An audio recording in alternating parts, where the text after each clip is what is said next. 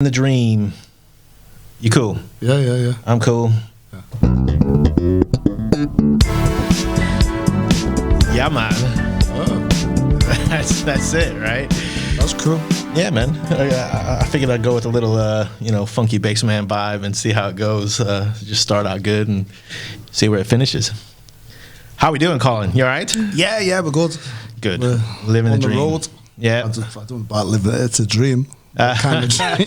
I don't know, but I'll tell you when I wake up. Interesting time to be traveling around, right? So like I was saying the other day, we finally. I haven't driven anywhere. I filled up the car once. Last month was my first time out. I mean, I'm crazy for being all over the show. Last month was the first time I got out of London in 4 months. Really? And I was like, I'm free. Yeah. And do you think traffic's gone right back to what it was? Yeah, it was it was in the lockdown. There wasn't much out there at all. I mean, London was dead. It was unbelievable. Like, it was like, 4 a.m. Sunday morning, like all week long. At high noon. Yeah. It was crazy. But, people are out. Last couple of weeks, they've opened pubs, bars, the eateries are all open. So there's a lot of people getting out there. And you can see, they've been desperate to do something. Yeah, definitely. They've been cooped up for months. So, yeah, it's the country's picking up, definitely. Yeah. Which it needs to do, because you can't ask people to just sit in the houses for, months and months on end and just twiddle their thumbs and watch reruns. Yeah, totally. Can't do that. It's been interesting because I've been out and about just a little bit in the last couple of weeks. I mean, I haven't done anything major, but I can't believe how busy some areas are, and I can't believe that like this whole a tenner off Monday to Wednesday or whatever for food. The local restaurants are packed, mate. Oh yeah, packed. people playing catch up. Businesses are also playing catch up. Yeah, I hear you. Yeah, my daughter was telling me she was somewhere in the city yesterday, and she was telling me, "Oh, you need to go out. You can get everything for half price." And I'm like, I don't like eating out. I've only got one restaurant I eat in London, and that's Govinders, the vegetarian restaurant that I've been eating for the last. Shout out to Govinders, mate. Oh yeah, but it's shut. Right at the moment, it's shut. Right. Yeah. But everything's people are obviously they've had no business. They're hating, and I guess they just want to get back out and be back at work. So. Are they not doing takeaway? Nothing. They've decided. Yeah, there's a lot of takeaway, but there's I guess. I mean, London's different, I guess, in that sense, because everything's takeaway in London. But there's a lot of businesses that they must have been desperate to open. Yeah. So around here, we a lot of the restaurants obviously are all closed, but the takeaways themselves are pretty much, I say 80% stayed open. Yeah. The whole way through, and there's still quite a few now that haven't even opened back up again, which I think is really interesting. Yeah. There's a lot of delivery drivers zooming around, isn't it? Yeah, man. Cyclists. I was one of them way back in the day. I used to do quite a bit of delivery when I was starting the businesses. Whereabouts? Here locally, locally yeah. in Crewe, When I was putting together my first business here in the UK, that's what I did for quite a while. When I was kind of working at night while I was trying to set up in the daytime, and so I have a warm spot in my heart for anybody who's out there hustling slinging the sacks. I've just got to put something in there because usually Americans, they only come to London or they go to Edinburgh. And that's it. Yeah. They don't go anywhere else. Yeah. But man, I think you guys. There's another guy out the sack section, out of our sack section that's over in West Yorkshire. All right. What's his name? Morgan Fry. You know Morgan? I know Morgan. Yeah. He's over there, and you two. Morgan. The name's familiar. I don't think I ever worked in contact with Morgan. He was doing tenor chair with either just after you were at Royal or just after you on the Majesty or just before. Yeah, probably maybe just before. But you two guys are the only two Americans I know that were set up outside London. Yeah, I don't know, man. I just maybe it's the Mary Poppins thing or something. I just gravitated towards England. But the thing is, I mean, I've been telling some of my American friends, for a long time now. As soon as you step foot on this little island, that's it. You're a celebrity. Yeah. People love you. Yeah. You know, and a lot of that comes from, you know, because a lot of it's folklore. Sure. It's ironic though, because you know, like if I hear you, I instantly go, okay, Liverpoolian, or Liverpuglian, is that the correct term? Yeah. Liverpuglian. If people hear me talking over here, I used to get, back in the day, it was always instantly, where are you from? Are you American? Yeah. You know, and it was like the first thing. And now people more often than not will go, you Irish? You from Ireland? Because I pick up these little colloquialisms. Yeah, your accent's changing. I heard that the other day. But you've been here a long time, you know. Yeah, man. It's 16 years now, I think. 16, 17 things are going years. to change. Yeah. But yeah, I mean, I was saying, I always say to you know, the guys I know who come over, say, look, like, you set foot, you're American, you got the accent, you set foot anywhere in Europe, that's it. Yeah, in like Flint. But you know, it's the same in reverse, right? So you know, from going it's the to same the in States, reverse. Yeah, you know, like you with an English accent, you go back home, you're money in the bank, man. Yeah, that's true. But it's not easy for Americans to travel. You know, No, I think it's you know, I've always said to, you know, my friends from over the pond that, like, there's 90% of you guys don't have passports, so there's only like 10% of you that really travel. yeah. So So it's interesting, right? Like one of the things, or one of my observations with the English is the same thing. Like, it's a driver's license over here. Like I can't believe how many people don't have driver's license. Yeah, so in the States, you'll get got your driver's license from day one, man. That's all you want to do. Right, yeah. But a lot of people won't get a passport to travel outside of the country because they just think, I got nowhere else to go, you know. Yeah. Whereas here, everybody gets that passport, man, from day one. They want to get out and go to Europe and do whatever else. The British, I mean, it's a culture, like the Germans. We like to go to other countries, you know, for, you know, not the best reasons. But yeah, we travel. I mean, British travel a lot. But yeah, it's great to have you guys over here. And like, you know, the fact that, like, I know Morgan, and you guys are set up outside, you know, London or Edinburgh. Sure, yeah, right. Because there's a lot of Americans in London now. Yeah. Canadians, a lot. There never used to be, but there is now. It's always been a lot in Edinburgh. So, you know, kudos to you guys, man. You coming out, you really dropping into where it's at. Especially when you come into, like, you know, a metropolis like crew. A metropolis, the center of the Northwest. Thank you very much. It is. If you want to get a train somewhere, this is where you come. Yeah. So, yeah, man, welcome here. I mean, you know, we only just met, like, last year, but, like, you've been here a long time. So appreciate it, man. Appreciate it. Yeah. Sweet. I consider myself more English now, I think, than American almost, to be fair. No. Yeah, man, I'm telling you, it's really weird. Like, I guess I should make a caveat with that statement. Okay. Because you could provide evidence. Well, so like most, my evidence are only social media based, right? Or only experience based. So the last few times I've gone home, obviously not going home to see family, but the last few times I've been to the States, I've gone to, like, Miami, I've gone to other spots in Florida, New York, places like that.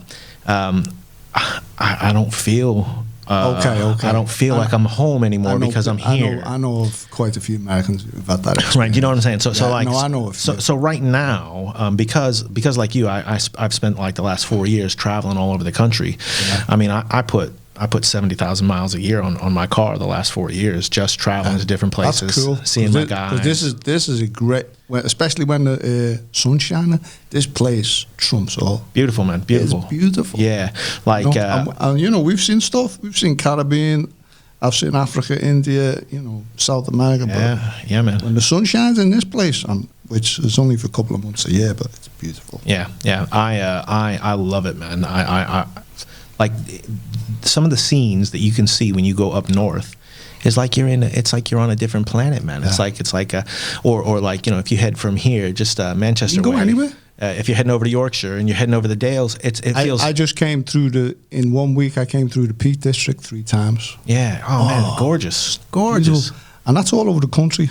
Yeah. You know, you've got these natural areas of beauty all over the country. Some look a little different to the other, but yeah, it's kind of like a well-kept secret. And, you know, a lot of Brits, they don't really get onto it. You know, you got a lot of people want to go Spain or they want to go Turkey or whatever. Everybody dreams about getting away, man, as soon as they can, right? Because of the weather. Since I've been back in the UK, what, 15 years now. Man, I love going to all these little places and seeing these things, making a mental note, bopping out the car, talking to people, seeing how people are, what they're like in the different, hey, what's going on with you, and like what's over there. I love it, and it's been nice because I've been I've been like halfway around the world the last 30 years, and I've seen a lot of other countries, but this place is beautiful, man. If you've been doing 70,000 miles a year, you've been seeing stuff. Yeah, so I've literally been going Aberdeen, Inverness, straight down it's crazy, isn't it? Straight down to Torquay and Exeter straight way. down to Torquay. Like what I'm saying is, in my area, like I've had several trips where I'm headed in both directions, and it just depends on what gig becomes available. For the stuff that I do. Are you staying there a couple of days when you got there? I used to not. I used to fly in and fly out like the wind. You know what I mean? Like I would only know sometimes sitting you have behind to do the that. wheel. It's business, isn't it? Yeah, but one of the great things about once the business started to grow, I was able to kind of slow my schedule down a little bit, so that when I get to a place, I could actually spend a little bit of time looking around and experiencing it, instead of just having like my favorite coffee spot or whatever. Just that I happen to stumble across. Come on, so let's make a plug. Okay, you people out there. Go local. Okay. Yeah. Hey, you hearing it? Listen, you hearing it? We're talking about going local, right? Like one of my big things, and one of the things that I've changed a lot, man, in the last kind of like couple of years, is and this is ironic because I'm actually starting a business as a middleman, where I want to do like a reselling kind of thing, right? But I don't like the way that we every high street's the same. Like you'll see going around now, you get to a town center in Swindon, and you also go to a town center in Birmingham somewhere. With the exception of the people, the high street is a clone of each other. And with what I've been doing, I'm in retail a lot, and I'm talking to a lot of different high street retailers, and helping them out with what they do. And man, everybody's got the same agenda. We're all just trying to survive. The high street is, when a company can have 900 stores in a small little island like the UK, you go. You sit back and you go, wow, man, that's hardcore. There's a couple of places in the country where the independents are still strong. If you go to like Norwich, right, Shrewsbury, been to Shrewsbury? Yeah, Shrewsbury's nice. Yeah, Shrewsbury's nice as well. Yeah. It's different there, but it's a template, isn't it? And you'll see those local, like buy local vibes, where people will want to go to the farmers market. But you'll also see in the same market, you walk out to the high street and there'll be a common name. Usual stuff. Yeah, W.H. Smith, Boots. Yeah. Whatever. In some places there's a nice mix, but there are. In the last 10 years, I've seen I've been in a few cities where those two cities come to mind straight away. Because that's all we had when I was young. You don't have to go back so far, and the high street was, it was more. Everything was there, the corner shops and all that stuff, and it's nice in a way. But times changing and the times are moving. Not the way that everyone wants to move. And I guess, if you're young, you don't really understand these things. No, you never do when you're young. Right? You never do. Like life passes you by sometimes. You haven't seen the history, but it's something. Yeah, it's something you don't really want to see, but like it's definitely going that way. Everything's getting a lot more homogenous. So did you grew up in Liverpool then? Yeah, did you? Or yeah, Liverpool. What a place to grow up. Yeah. Man, you ask any Scouser growing up in Liverpool, and the funny thing about growing up in Liverpool is that you tend to think that the whole world's like that, right? Till you go outside and you see something different, and you're like, really? We're not like this. But I got really lucky. I had a very unlucky childhood, and a very lucky in the sense, that once I overcome certain challenges, it really helped me to understand.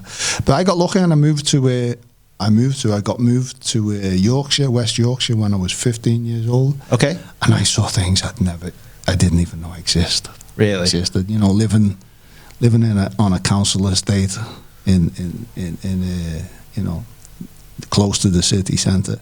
Right. You know, like, you know, our version of fun was like going out and throwing half bricks at each other,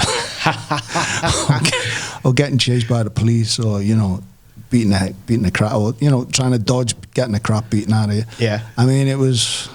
You ask anyone back in the day, like, it's changed a little bit, but, like, you know, it was heavy. So when we went to West Yorkshire, I was only there for 6 months, but, like, we were doing all these things like fishing and potholing, you know, going into the underground Right. caves. Yeah. Wow. Cool. And, like, abseiling up mountains and fell walking and, like, doing all these, and treasure hunting. And I was like, wow. Yeah. Completely different. You can do this. Like, you know, this. So that really had a huge, I mean, at that age, that was, like, probably the best 6 months I ever had of me, because my teenage years disappeared.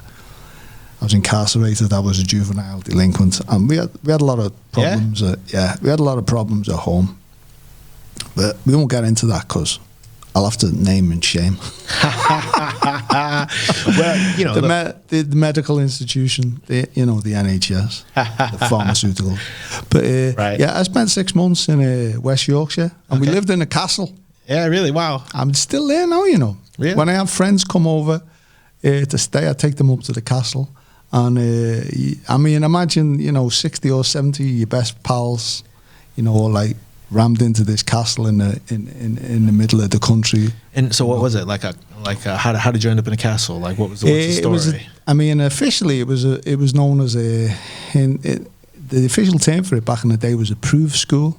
You know? Oh, right. Okay. All School. right. In my head, when you were explaining it, I was picturing like some sort of. Oh, no, I was incarcerated. Like a thing. So that's why you ended up in Yorkshire. Yeah. I got you. Okay, But well, that's it great. I mean, they could have put us, you know.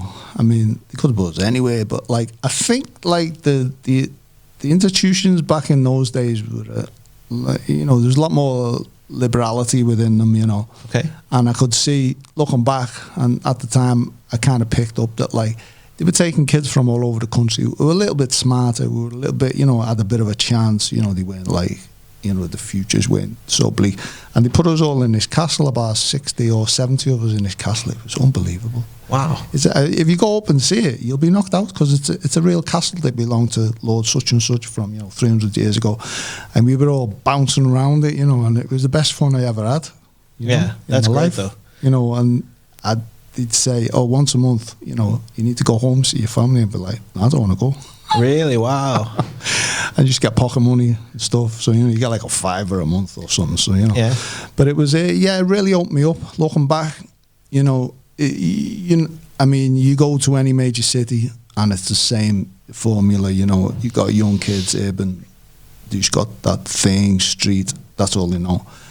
And they dropped all those kids into this thing in the middle of nowhere, in the top of a hill, you know, wide open countryside. And it was just a blast. Wow. Every day. And the guys who run the place were so cool. Yeah. And a lot of them were, like, qualified, and, you know, a lot of activities, like, you know, a couple of the guys were potholers, you know, mountain climbers and stuff. So we'd have all the lights and all the stuff, and we'd be, like, deep into these caves and, you know, coming out and going underwater and, you know, all these crazy stuff that, you know, when you're 15, 16, like, it's... Sounds like an amazing experience. It was. Yeah, it was 6 months, and then, you know, after 6 months there, I had to come home to Liverpool. It was a downer. Really?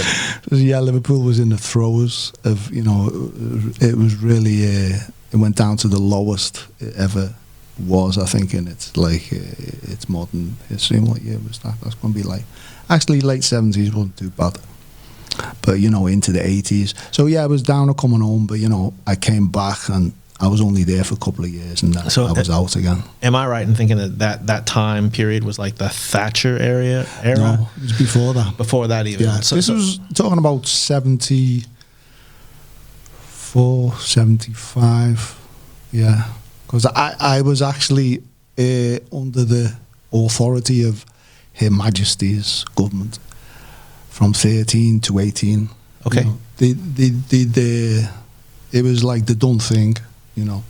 Yeah, I don't want to I don't want to go into it too much, but like, you know, if you had any problems with the police, if you had any problems, domestic problems with your, you know, with your parents and stuff, like, Sure. in those days, it was just a done thing. They just put you into what they call care, local authority care. Okay, yeah. So yeah, I had about, from the ages of 13 to 18, you know, I was under the care of the local authority. I think I spent about 1 year home. Wow. But there was a few of us. This last institution we were in, which was, you know, a bit of a come down after being, you know, after flying around this castle for 6 months. It was a real come down. But there was a few really smart kids there, and they gave us some exams, and we all passed, you know, our GCSE. We all passed like 2 or 3 GCSEs. Right, like, yeah. Oh, okay. Doesn't surprise me that. These guys need to go somewhere else. So one of them went to Sheffield University. Wow. I stayed in Southport, where I was located, and the other guy went back to Manchester. But, you know, the kids who were smart done really well. The guy, one of my close friends who ended up going to Sheffield University, he became the president of the union. Really? You know? Wow. So, yeah, I mean, he really excelled.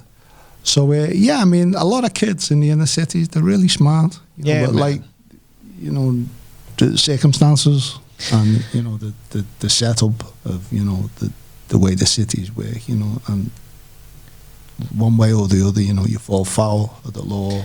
It's product of environment kind of situation sometimes, yeah. and then other times it's wrong place, wrong time. Kind Government of thing. also had a policy of, you know, like, they really like to lock us up. They Sure. still do. Yeah, you know, yeah. especially in your country. Damn, they make so much money out of locking young people up in your country. Yeah, It's like crazy. Interesting, isn't it? But yeah, I mean, it's the whole things. But yeah, though, I mean, those 6 months I had in Yorkshire in that castle doing all those things, it changed me. So I'm just going back, because this is where the music came into my life. Like my dad, he was. See, my dad was from Nigeria. Right. Okay. He came over to the country in the 50s. He moved to Liverpool in, I think it was 1957, you know, and he met my mum, who's, you know, most people are Irish stock. Right, Liverpool. yeah. So, yeah, my great-granddad came over from Dublin. Right, in, yeah. You know, the 1860 or something. I've done some research on it. Cool. So, yeah, my dad came over, and he was pretty old. I think he was in his mid-40s, so he was a bit late coming over, but he came over with the idea that, you know, he needed to repopulate Liverpool after the Second World War. So, so you know, he got to work, and I got to say, you know, I got to hold him to account. You know, I've got brothers and sisters like in Liverpool, like for sure. They don't want anything to do with me, but that's okay. Yeah. But yeah, he was a chief back in the day.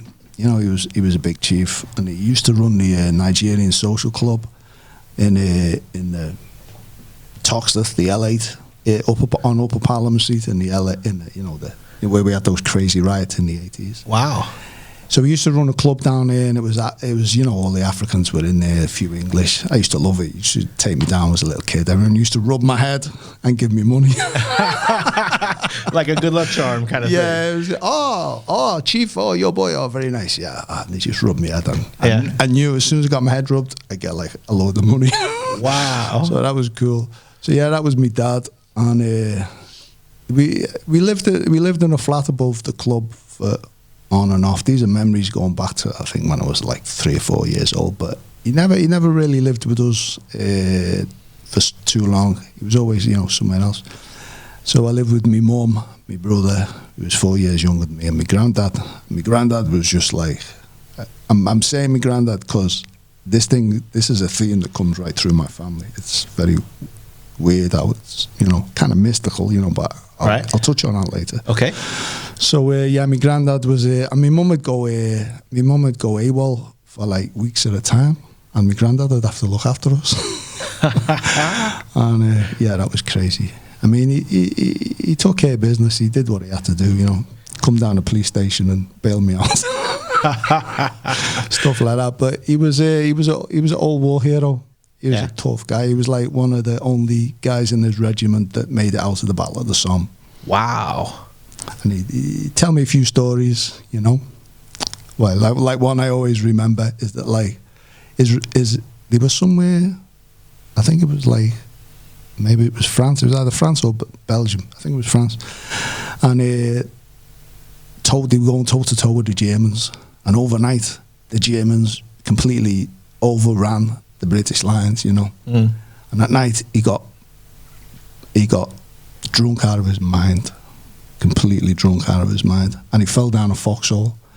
And he says it was the middle of the night. And he could hear these guys talking German. He's in this big foxhole, and he looked up and he said there was a German officer and a private, like, looking at him, laughing at him, because he was in the foxhole and he was groaning. And they thought he was all, you know, Banged bit up, banged sure. up, but he was just drunk. Oh, man. So they left him to suffer, and he took off, and, you know, he shook it off in the morning, and he made his, when he got out the foxhole, they realised, you know, the Germans had took everyone prisoner. Wow. And he kind of made it back to his, back to the British lines a few miles back, and he was like, how the hell did you get out? Get out of here, man. So he was a funny guy. He was a funny guy. He used to tell me a few stories, but he used to have to look after us because, you know, after a certain time, my mum and my dad separated, and, you know, he lived in a nice house in a nice part of Liverpool, and we carried on with the council flat and stuff. So, yeah, my mum, she was, like, under duress. She had, like, a lot of, like, problems, because in those days, in the 60s, the doctors used to give her barbiturates, like, sweets. Really? Yeah. She go to the doctor say, you got a headache? You feeling stressed? Yeah. You know, like, you don't feel yourself? Here's like, some... what have you got? And you're like, oh, yeah, take some of this. Take some Valium or some sodium mama. So you used to give them out, like, sweets. Wow. So a lot of women used to get addicted. My mum, after a few years, got addicted. Yeah. And that really took her down, you know. So, you know, she really couldn't function, you know. And the whole family was kind of, like, leaning on her. So, yeah, that's when it got difficult. But, you know, me granddad stepped in, did stuff, you know, and things like that. And, yeah, Liverpool was something else. Yeah, there's one story I want to tell about, I was only young, but my mum, she used to work in, there was a Yemenis shop just round the corner. There's quite a few Yemenis in Liverpool. Still, I've got a few friends who are Yemenis in Liverpool. And she used to work in the shop. You know, she'd just assist and stuff. And this guy, I remember going in the shop a few times, this little guy from Yemen. I was like, I don't really like him too much, but it was like, whatever, you know, she's just doing a job. I was only like, 12 or something. Yeah. And she came home one night and she said, you know, such and such, he's got a gun. And I said, oh, he's got a gun? He says, yeah, he's scared. And he's got this gun, and he keeps it in the back of the shop. And when he goes to bed, he sleeps with his gun. And I was like, oh, okay. You know, I'm like, I mean, we didn't have guns. Right, yeah, man. Only real criminals had guns. Anyway, you know, with Liverpool being the thing it was, the city it is, or still is, there's some local guys, you know, local hoodlums, you know, in the probably early 20s, I think they were, because everyone knew everyone in those days. So these guys decided they were going to rob this guy one night, you know. So the three of them tooled up. They went round the back door. There's a big iron gate on it. They started smashing the iron gate and jamming it off with crowbars and stuff. And meanwhile, the guy's on the other side of the door, and he's saying, don't come in, you know, stop. And these guys are determined, they're going in. They don't care. Anyway, they took the gate off the back, the security gate. They took it off. They kicked the door in, and as the first guy went through the door, the little guy shot one of them in the head, right through the temple. Wow. Of course, the other guys took off. Sure. Yeah, no one expected that. And I think the next day, or the day after, the guy jumped bail. He took off back to Yemen. He took some money off some local Yemenis business and took off. And so all the anger and the rage that was going to be directed at him got directed at my mother instead. Oh, no. So, man, it kicked off. The front door was just banging all day, and people were screaming, because we knew the family, you know, and the friends. Sure. There was all kinds going on, you know. Whoever opened the door just got battered. So we had to go live with my dad for, I think, a couple of months or something until it calmed down. But, you know, that's the kind of thing that, you know, growing up, that was like, you know, there's a lot of that going on now. Yeah, it's a lot of stuff in Liverpool. That's just the way his city is. But yeah, we went to stay with my dad for a couple of months. He had a nice house down Smithdown Road. And I think, my mother just bore the brunt of it. She probably got good beating pretty much for a couple of months. Wow. Every other day. But, what can you do? It was what it was. And I never saw my dad too much after that. He remarried. But when I was 13 or 12 or 13, I was supposed to be going to this school because it was my dad used to have this big stereogram. He made some good money at the club. Mm. He had his own house and stuff, which was very unusual, for a person of African or West Indian origin in Liverpool to have a nice house in a nice street. And I know some of the neighbours didn't like it. Yeah. But wow. Hey ho. But I used to have this big stereogram, and he used to play all the top singles. He was crazy about top singles. He had everything, by everyone. Yeah. I used to listen to it, and that's where I think my music really kicked in. When I was younger, I remember thinking, oh yeah, this is, play this, play that. And as I got older, I was listening to a lot of radio. Music in the 60s and 70s was like far out. So by the time I got to, was it 11 or 12, I was like, yeah, I need to go to a school that's got music. So there was one school in Anfield, called the John Hamilton. It was a high school. I passed me 11 plus, I was kind of smart. Yeah. And I said, okay, let me go to that school. It's got a music department. I'm going to play flute, I had it all set up. Like, okay. Yeah, I'm going to play flute. And I remember we left school. We were just about to go high school. It was in the summer holidays. And I remember watching the TV with my mum. And the police report came on the news. And it was like, oh yeah, by the way, John Hamilton School has just been burglarised. And the thieves got away with all the musical instruments. No. And I was like, what a bummer. And when I look back, I think like, wow, if I'd have got a musical instrument when I was 12 years old, I'd have just took off. Yeah. I'd just took off. But, it didn't happen. I had to wait a long time before I got my hands on a musical instrument. It was like, I think I picked up a bass guitar off a friend when I was about 21. Whoa! So very late. So this was 12. You got the flutes stolen from the school. All the instruments stolen, and then it would have changed my life. I'd have gone into playing a musical. Wow, man. Playing a musical instrument from that age, because obviously I had innate ability, and it would have just But yeah, it changed. My life changed after that, because I got caught up in all kinds of stuff I shouldn't have been caught up in. But like. The funny thing is that like the first saxophone I ever got, I think I borrowed one for a while, and I was like, I like this, Yeah. And I had to give it back to the guy, and I says, okay, I need to get one. So I didn't have any money. Yeah. I didn't have any. But being a Scouser, and we knew how to get things. You have your means, yeah. You knew how to get things. Yeah, so I was living in Nottingham at the time.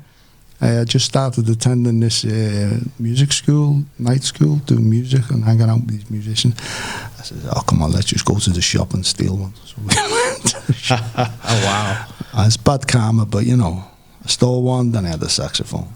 Yeah. And I spent a year in that school. It was like a classically kind of trained school, The guys were really good classical musicians. They all went down to, Royal College, Guildhall, all those kind of Trinity. So this is 70s, in the 70s, 80s? This is in the early 80s. Early 80s, yeah, because you're not that old. Yeah, by this time I'm 22. Right. I'd moved to Nottingham. I moved to Nottingham with a plastic bag. Yeah, wow. I was staying at a friend's. I was couch surfing. I stayed at a friend's. I stayed too long. Yeah. He's a nice guy, really nice guy, but I stayed too long. Yeah, and one of his friends came up to me and said, hey, get the fuck out of here. Yeah.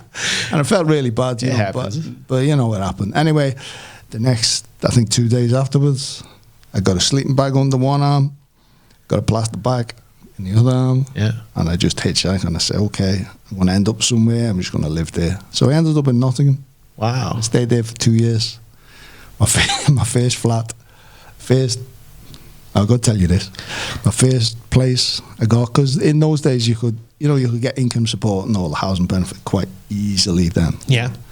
So anyway, I found this place in the local newspaper. I slept rough for one night or 2 nights, and then I found this place in the local newspaper.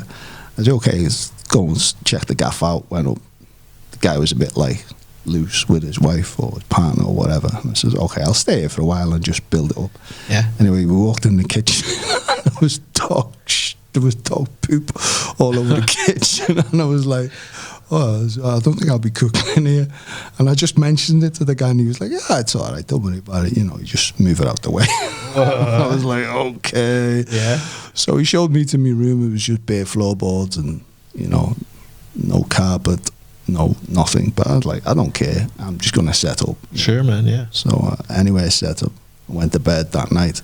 And I woke up in the morning because I had a job by then. I was working in a bar or something. And I was doing a music college at night. I woke up in the morning, I said, there's something going on. What's going on? I took my sleeping bag off, and my leggings were black with fleas. Oh, wow. Literally black. Yeah, man. I mean, these things were just feasting, and I was like, what? Jumped up and, picked them all off me. And I went downstairs. I said, hey, you've got fleas in that room. You can't expect me to stay there. You need to do something, or I'm not going to pay you the rent. Yeah. So anyway, I went to work. Went to college, I come home that night, and he left outside the door a tin of dog flea spray. I did something. No. So yeah, I stayed in Nottingham for a couple of years. I got on music pretty quick. I got a couple of music lessons, and then I ended up coming back to Liverpool to do this. They had a really good light music course in Liverpool. Yeah. And after 2 years, I came back to Liverpool. And for some reason, I wasn't eligible to get a grant to do this course. So my brother was little connected with the local councillors. He was in the, I think, Young Labour Socialist Party Club or something like so that. He Yeah, was sure. connected to it, some of the, Right, yeah. some of the dudes. So I says, you know what?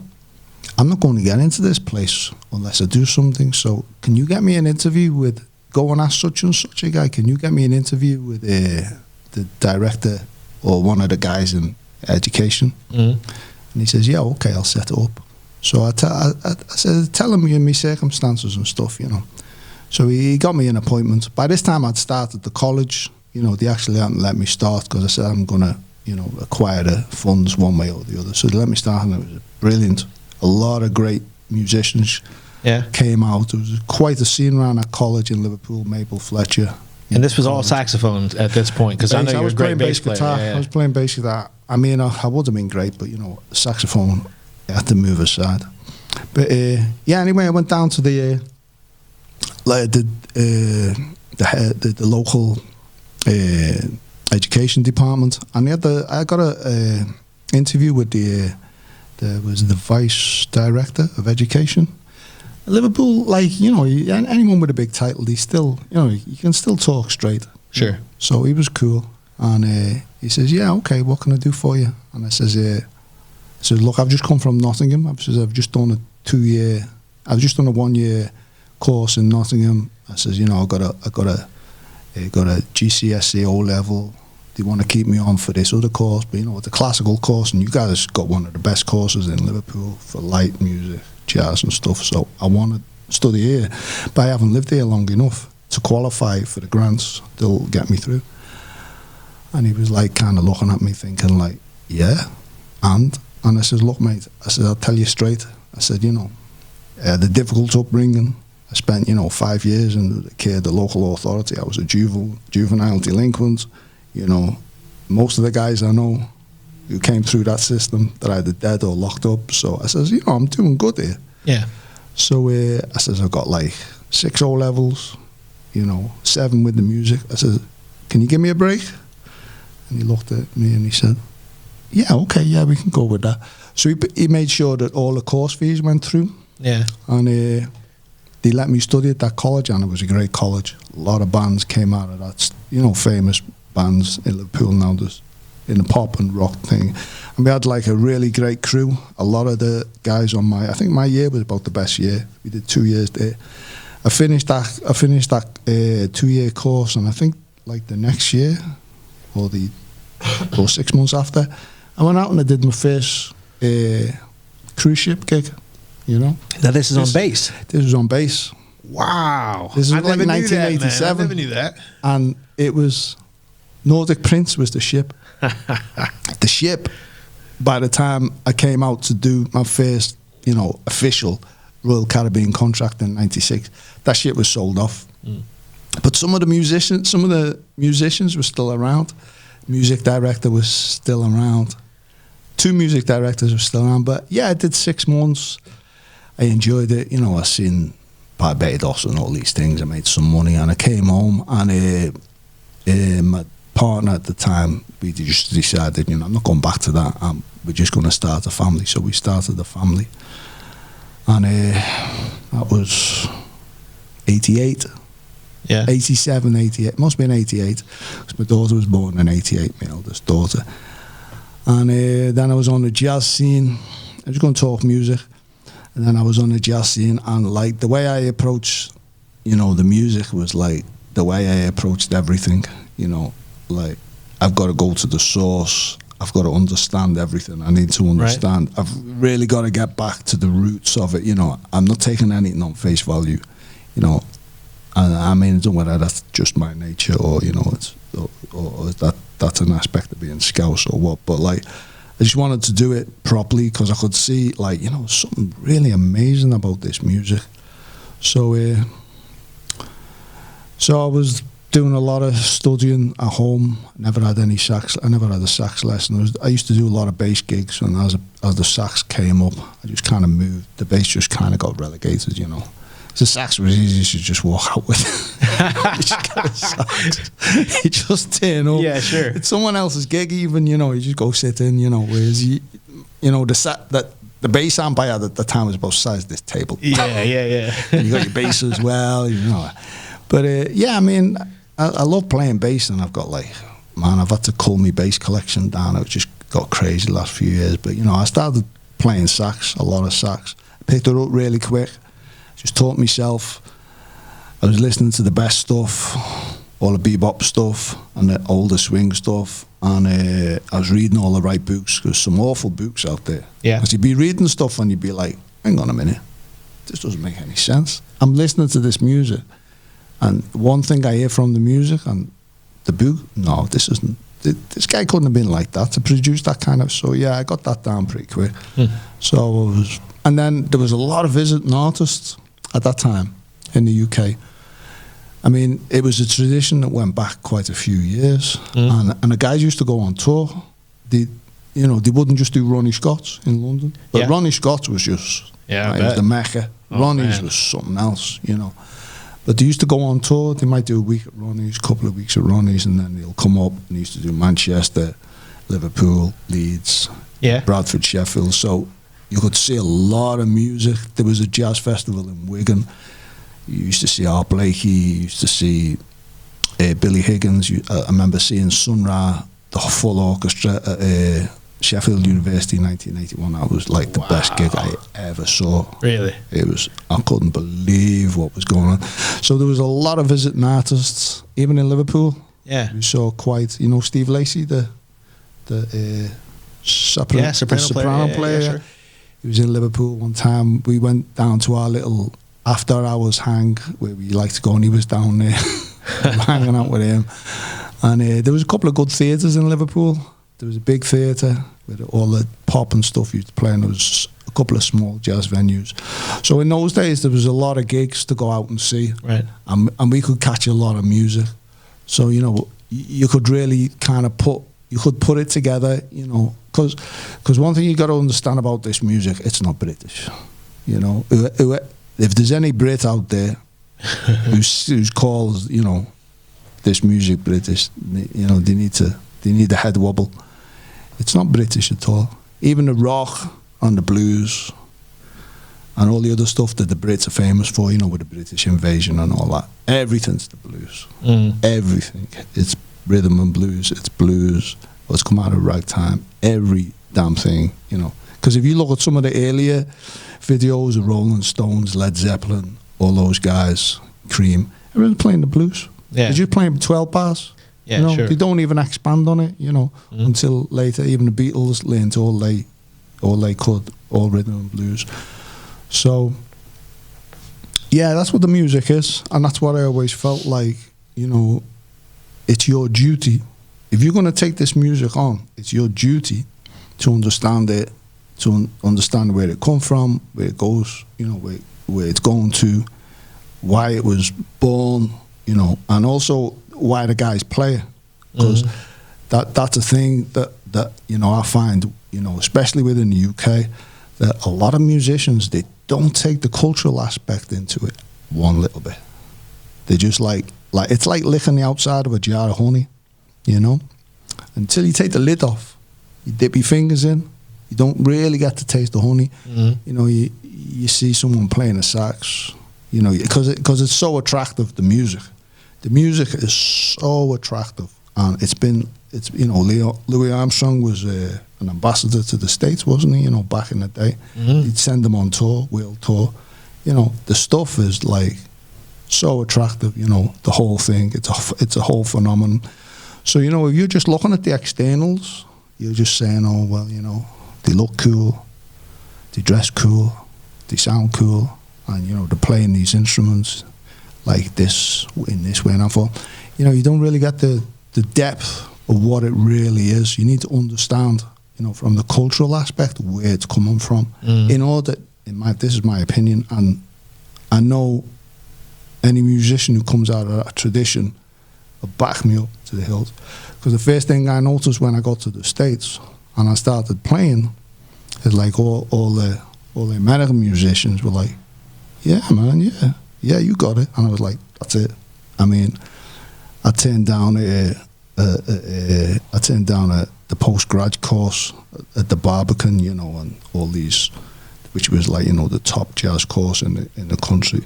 I turned all that down when I was younger, and like for me, the real confirmation that you're starting to approach the music and playing it correctly is when you go to the States and you play with the American musicians, and they say you sound good. To me, that's worth more than any piece of paper, right? Or any 3 years, 5 years, 6 years in any college. Yeah. Anywhere. I mean, I've got different feelings about you know, music college. To me, I didn't take it seriously, right? And the reason I'm not a musician to this day is I never really had that kind of drive, and I failed my music theory class 3 years running, basic theory in university, and I still stayed in university, and I still was in jazz band. All I wanted to do was just play. I didn't really care about any of the stuff that came along with it. Yeah. And I still, to this day, I feel that, with the exception of a few things that I experienced, you know, like I had a wonderful, you know, professor who took me under his wing, you know, Greg Banaszak. And I absolutely love, you know, that time that I had with him, and that's the whole reason I only stayed in university. For one reason, and it was because I had this cat in my life. You know what I mean? And once a week I'd get to go and you know, get under his wing and you know, and I used to take things seriously, music wise, but really to me it was more the time of just spending with him, right? So those guys are amazing.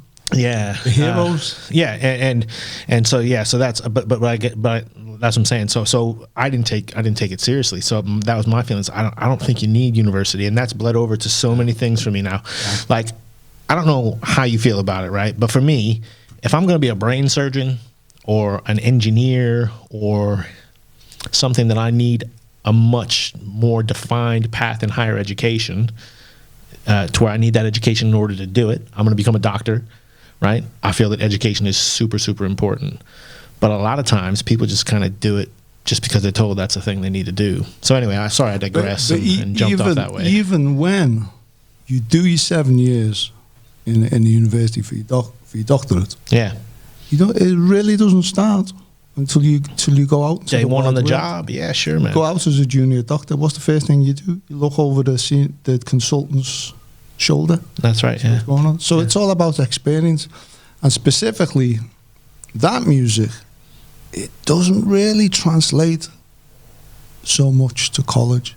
I think it's my understanding that only the people who can play that music can teach in college. So we're talking about that music. So this is a subject. So are we talking about that four-letter word jazz, or are we talking about music of black origin? So I know I've seen a lot of your Nicholas Payton posts. Some people They don't like to use that word. And to be honest, in all truth, it's not a word that the musicians invented. They never created it. The critics created it. But if you go back to the point I made, it's all about culture. Sure. Yeah. If you're on the chitlin circuit, you're going to learn that music. You don't need to go to no college. Yeah. You just need to hang out with the musicians who play that music. And it doesn't matter what kind of music it is, what genre or whatever you want to call it. You got to hang out with the musicians, be with those musicians. If they're playing that music, they never went to college. Sure. I mean, there's some aspects of college that are really important, and you'll see that in the greats that they studied in this college or that college. But generally, overall, it's a cultural thing, and it's a hands-on thing. And like a couple of quotes I posted recently. When I say recently, I mean the last few months. I mean, George Coleman was saying, all the stuff those guys teach in Berkeley, he said, I learned all that when I was about 16, 17. Mulgrew Miller, someone was saying to Mulgrew Miller, the pianist, saying, oh yeah, this is really hip, this George Russell Lydian chromatic concept. And he's like, nah, you don't need to read that. He says, I'll show you a few shortcuts. They'll cover all of that stuff. So, I mean, I think, that's the way it is. Because a lot of those universities and colleges, they just kind of they don't turn out the real deal. I think the kids who go to those colleges... We're talking about musically here. Musically, right? yeah, sure. I think the kids that go to those colleges are talented, and their talent that they've had, natural talent, have kind of added to the prestige of the institution. Not that the institutions actually taught them, But yeah, of course, if there's great professors, you're talking about Greg, and, Jackie McLean was in college in the 70s, or some of these other cats. Sometimes you see people just disappear, and you're like, where the hell did they go? And then you find they've got, a nice college. Like there was that Gary Thomas, he disappeared. Yeah. Tenor player, and then I found out he was teaching. So yeah, if you've got those guys teaching, then they can teach, because Oh, there's certainly a place for it. Yeah, definitely. Yeah. And it's lineage. A lot of times. It's lineage, yeah. Which is something you're going to pick up if you're just in that environment. Like Kenny Garrett, he didn't go to college. I mean, how many guys come out of Kenny Garrett now? It's almost everyone on alto comes out of Kenny Garrett, the last 15, 20 years. Yeah. He never went to no college. And he was saying in one interview, I just saw it on YouTube, he was saying, well, it's because the French interviewer challenged him on that, which is like, you don't be doing that. Yeah, He did it. And he said, oh, you didn't go to college? You fell short. Yeah. And Kenny Garrett says, I didn't need to go to college, because when you go to college, they're going to teach you how to play in that style. Yeah. And he said, I didn't need to be taught how to play in Johnny Hodges style, because I had Johnny Hodges understudy in the Mercer Ellington band teaching me how to play. Yeah, amazing. So, yeah, that was his thing. And he was saying, and a lot of guys feel like that you learn on the road, and that's what you used to do back in the day. Education was there, but I think it's just a symptom of the times we live in, where everyone thinks it's just quick fix in there. Well, you want to find the easiest way to do something, right? Like it's not quality, is it? I've always been an observer, right? And I realized from a young age that, and even a lot of stuff in my adult life, like we talk about being leaders. And I've always been an emulator. I've always tried to figure out a better way to kind of do things. And I've done it by observation. Even when I learned to read music, I never learned properly. I can remember, I was pretty lucky. I mean, I had a saxophone when I was like in fourth grade. How old was that, fourth grade? It must be maybe 8 or 9 years old, 10 years old. Yeah. I got really lucky because so jealous. My old man had a Steely Dan album, right? And he was and I was listening to Steely Dan, and I was like, oh, Dad, I want to learn to play the sax. And he was a fireman, right? And one of his colleagues was an alto player. and said, "Look, this is what you need to get him set up." And he went out and he bought me this alto, right? And I kind of got thrown into this class in 4th grade of kids that had already learned to read music. Okay, so they had some basic fundamentals. I think I know what you're going to say. Right? And I didn't know why I was doing anything with them. I didn't know why I was playing the same things they were playing. I was looking at a page and I was seeing, I was writing the notes underneath A, B, and I was doing my Mary Had a Little Lamb in ABCs, but I wasn't actually reading the music. Half notes, quarter notes. I didn't understand what I was doing, so I emulated those around me for years, man. Like until I was maybe in the 11th grade or 12th grade. I remember one time a friend of mine had we had a talent show, and we wanted to transcribe Sitting on Dock of the Bay, and we wanted to play the line as alto and tenor, and we both transcribed it, but we didn't write the music out. We just wrote. We had a page that was just like all the actual notes themselves, not on staff, not on paper. Key points, just key points. And the band director I had at the time, he came and he just looked at the paper, and I remember him just shaking his head and turning around and walking away. But I digress a little bit. You say that. And that's my experience totally. Yeah. I was always a lousy reader. Yeah. When I was in the section with Lance and the guys, I used to use my ears more than I used my eyes. Sure. And it's all total intuition.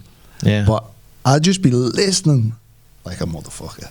Yeah. And I'd just play more from the ears than actually reading. It wasn't until I've been reading for about 6 or 7 years that I actually more started reading. Sure, yeah. But it's a thing. Yeah, even in university. Thing. Yeah, sure. It wasn't. I didn't actually learn to read properly until I was out on the first couple of ships. Man, that's when I actually took the time to sit here and go, okay, I need to learn what's going on. And it wasn't that nobody talked about it over the years, or that none of my teachers had gone. I mean, look, in university, the jazz studies guy there, man, he was always talking about rhythm and articulation and how you get the right space of time. Is it a shabba de boop? That's what a quarter rest with a dot looks like, or those kind. I just never paid any attention to it, man. It's overrated in a sense. I mean, it's great to be a good reader, but I remember doing rehearsal with this band last year, and I was the worst reader in the section. But I could play in tune. I could play the right. Rhythm, figures, and I could solo. Yeah, back when I used to play, that's everybody else around me. They couldn't play in tune. Yeah. They couldn't play the right. They knew the rhythm, but they couldn't play it right. I always felt that was like kind of one of my strengths, right? I could play in tune. I couldn't solo to save my butt. I couldn't blow my nose, but I could usually sit in tune with the guy next to me and section be fine in section playing. And that was section. That's how I haven't done section playing for a long time, but 10 years there, and section playing is something else. It's great to do. There's real discipline in it. Yeah. Playing in tune. Sure, man. Having the brass behind you.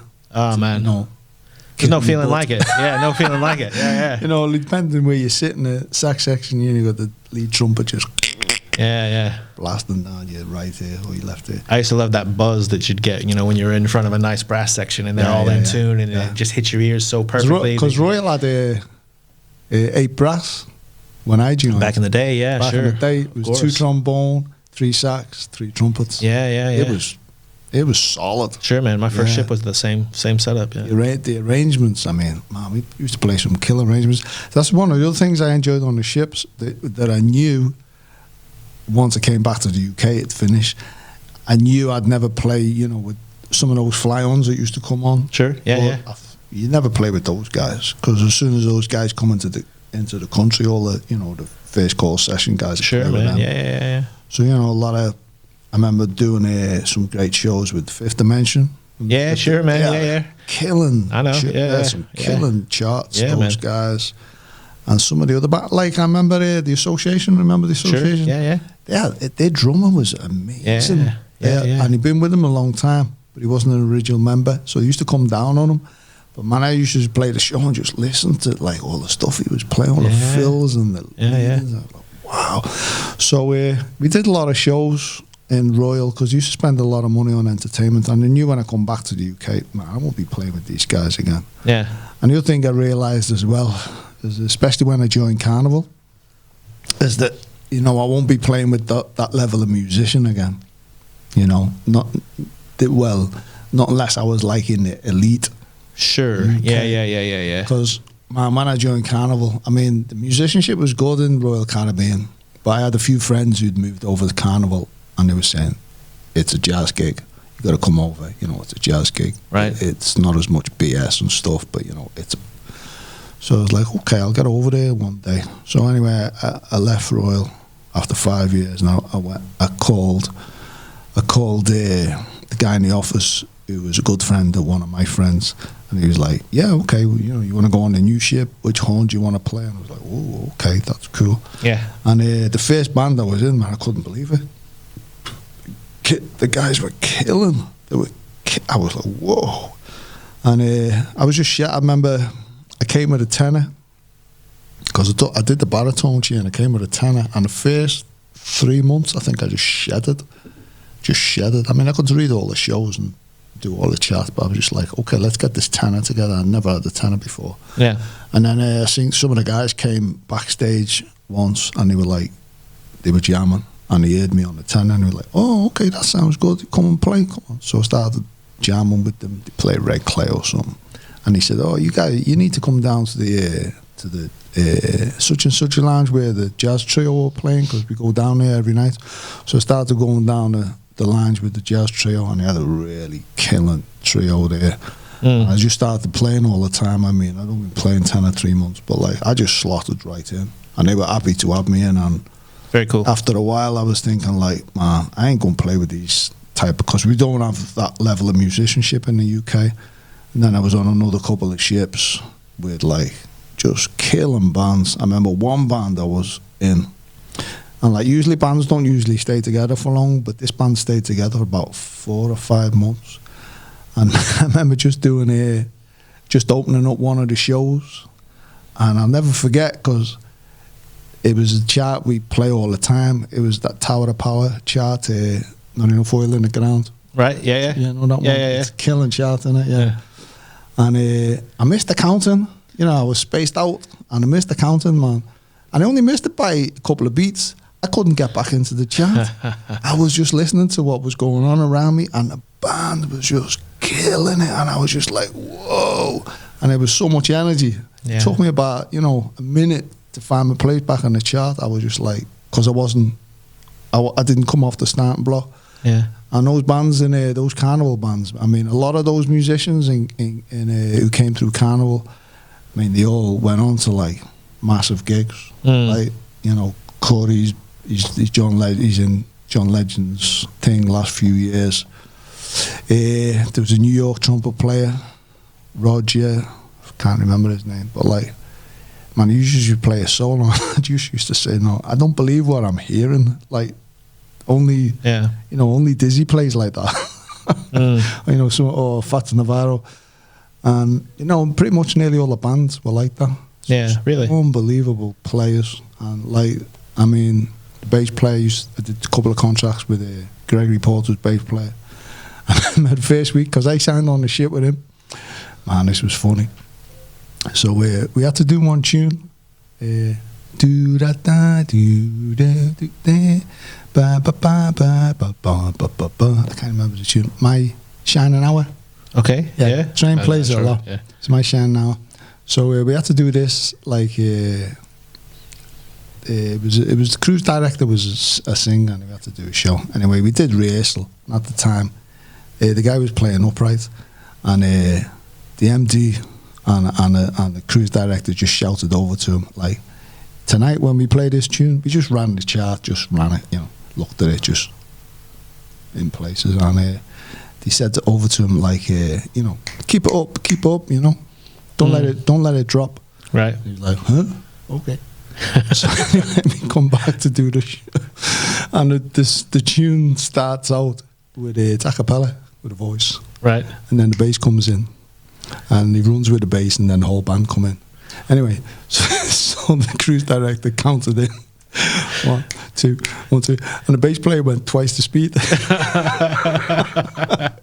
And we were all asleep, you know, pretty much we were all asleep, like, because it was, you know, it was the last show. We weren't too focused.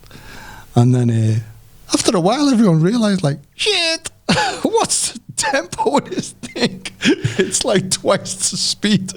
And by that time, we'd all clicked that, like, you know, the vocalist, the cruise director, he was like a pond skater just skating on ice over the tempo with the bass player. And when the drums and the band kicked in, oh man, it was unreal. Really? It was like it was running at nearly 400 something, you know. And anyway, we held it together. And afterwards, everyone was like, "Fuck, you can play." So you know that level, you know. And he was like, "Well, you said don't, you know." He said, "You don't bring it in slow." You know, you said don't let it drag. And then everyone was like, "Yeah, but." So yeah, I mean, I knew it was like, you know, I was in good musical company, and like I'm not gonna find guys like that back home. Yeah, and that was the thing, like, you know, right through, you know, especially in Carnival, the musicians were just outstanding. Really? So your experience with Carnival was a little more classier than the guys on Royal, really? Wow. The Royal thing was, it was a different type of gig, you know. It was more older dudes, more kind of school dudes, and it was more conservative as well, because the company was more conservative, you know. Yeah. They spent more money on stuff, and it was supposed to be a classier type of cruise, but, you know, Carnival was crazy, man. The parties. Crazy. The crew parties on Carnival. Yeah. And you could do whatever you want, you know, pretty much. And but the musicians were just like amazing. I mean, I got some recordings I did, you know, like 15 years ago. I listened to them, and like, damn, is that me playing with them? But yeah, it was a lot of famous guys came through those bands. You know, a lot of guys still. I know some guys in Philly. They still go out and do, you know, short contract or something. You know, really? Killing musicians. Yeah, that's great. They say, I'll take a couple of months off, go do a cruise. You know. Yeah. But yeah, you know, it was a downer coming home. I thought, I'm going back to London. You know, obviously London's, you know, the jazz mecca of Europe, and like I thought, I'll just carry on. And you know, after going around to, you know, the clubs and checking people out, I was like, shit. You know, this is a step down. This is a step down. Oh, step down, really? This is a step down, yeah. Really? I thought, like, you know, I'd just carry on, but I realized, man, this scene is a step down. Really? Wow, okay. That's interesting. Yeah. You know, I don't care if they slate me for that anyway, because, you know, those Northerners don't give two hoots about what Southerners think about us. But there's some great musicians in the UK, but, you know, by and large, it's a different level, and I really appreciated the time I had playing with all those cats out in the States, and I go over quite frequently. I mean, I go over to Philly, stay with Cody quite a lot, and you know, all these guys are there, man, and we just hang out with them. I just listen to them, and like sometimes, you know, go sit in, and I'm like, whoa, great city, isn't it? Yeah, music. That city. It's got everything. It's got everything. I mean, the music that come out of that city, Philly, it's crazy. You know, all the jazz guys, and then all the because that whole R&B thing. Just history, man. Just history, you know. And that whole. But he was telling me that, like, you know, that used to be the capital of the USA at one point. Yeah, Philly. Did it? Yeah. There's a big monument. You know, besides the Rocky Monument, the Liberty Bell and all that kind of stuff. Yeah, sure. It's real history. So I've been out there quite a few times, and there's a few expats out there, like Anthony Tidd's one, the bass player, plays with Steve Coleman. Yeah, I don't know. Yeah, he's down at the Kimmel Centre. He does stuff down there, but I mean, yeah, it's even now it's an amazing scene. But so really, it all changed for you, you know, and you picked coming back. Yeah, coming back to the UK, it was a step down, because I realised that, like, you know, I ain't going to play with every day at that level. Yeah, you know. And the other thing, you know, I'm not going to say I'm unique, but because I know there's a few other people who think like me, and like, we don't like to play with people we don't like. Yeah, you gotta like. If we don't like certain people. Yeah, right. I got respect for people that, you know, I can't say I'm good friends with them or friends, but I got respect for them. And I don't mind to work with them. But there's there's a lot of people like musicians I don't like, and I'm not playing with you. Yeah, sure. You know, you get on stage and you give all that love, or you give as much as you can, and you got to work with someone who doesn't feel like that, or might be cutting on you, or ripping you. I said no. I worked that stuff out a long time ago. Like, I'm not playing with those people. Those people don't. I feel good when I go to play. And those people like put a downer on it. Like, I never had any of that kind of stuff. I guess it was because I was always the one skating. You know what I mean? I was always like, it's about attitude. Yeah, it's not about ability. It's about attitude. Yeah, I think so. As a musician on ships, I did 6 years as a musician on ships, and then that's when I kind of hung up. Then I hung up the horn, and then I became an art auctioneer. And I sold art for a while, and I did that for a few years before I came to the sunny UK. It's just a different thing. There's a lot of music in this country, a ton of music in this country, but it's pop and rock, because that's what this country is famous for. Yeah. Pop and rock, and even the electronic stuff. End of the day, I mean, it's American, really. House came from Detroit, Chicago. Sure, really. But yeah, this country, it's a huge music scene, but it's the overwhelming thing here is pop and rock. You got all kinds of pop, all kinds of rock. Yeah, jazz takes a back step, and even when you do have some famous jazz players, I mean, the real guys who can play, they kind of look at them and say, yeah, okay, passing. They're just passing, like. But that's a whole thing. But the very touchy. The musicians are very touchy in this country, and because I'm from Liverpool, we don't care. We just say it as it is. We're famous. Scousers are just famous. We just say it as it is. Yeah. So when you came back from ships, you then stayed out of the Northwest and in London. I've been in London ever since. Yeah, ever since. And I don't play a lot down there. I don't play a lot. But I ended up with a lot of responsibilities, and it didn't really bother me that I didn't play a lot. Yeah, sure. I put a studio together. I mean, I've been putting a studio together for 30 years now. It's getting crazy. Right, yeah.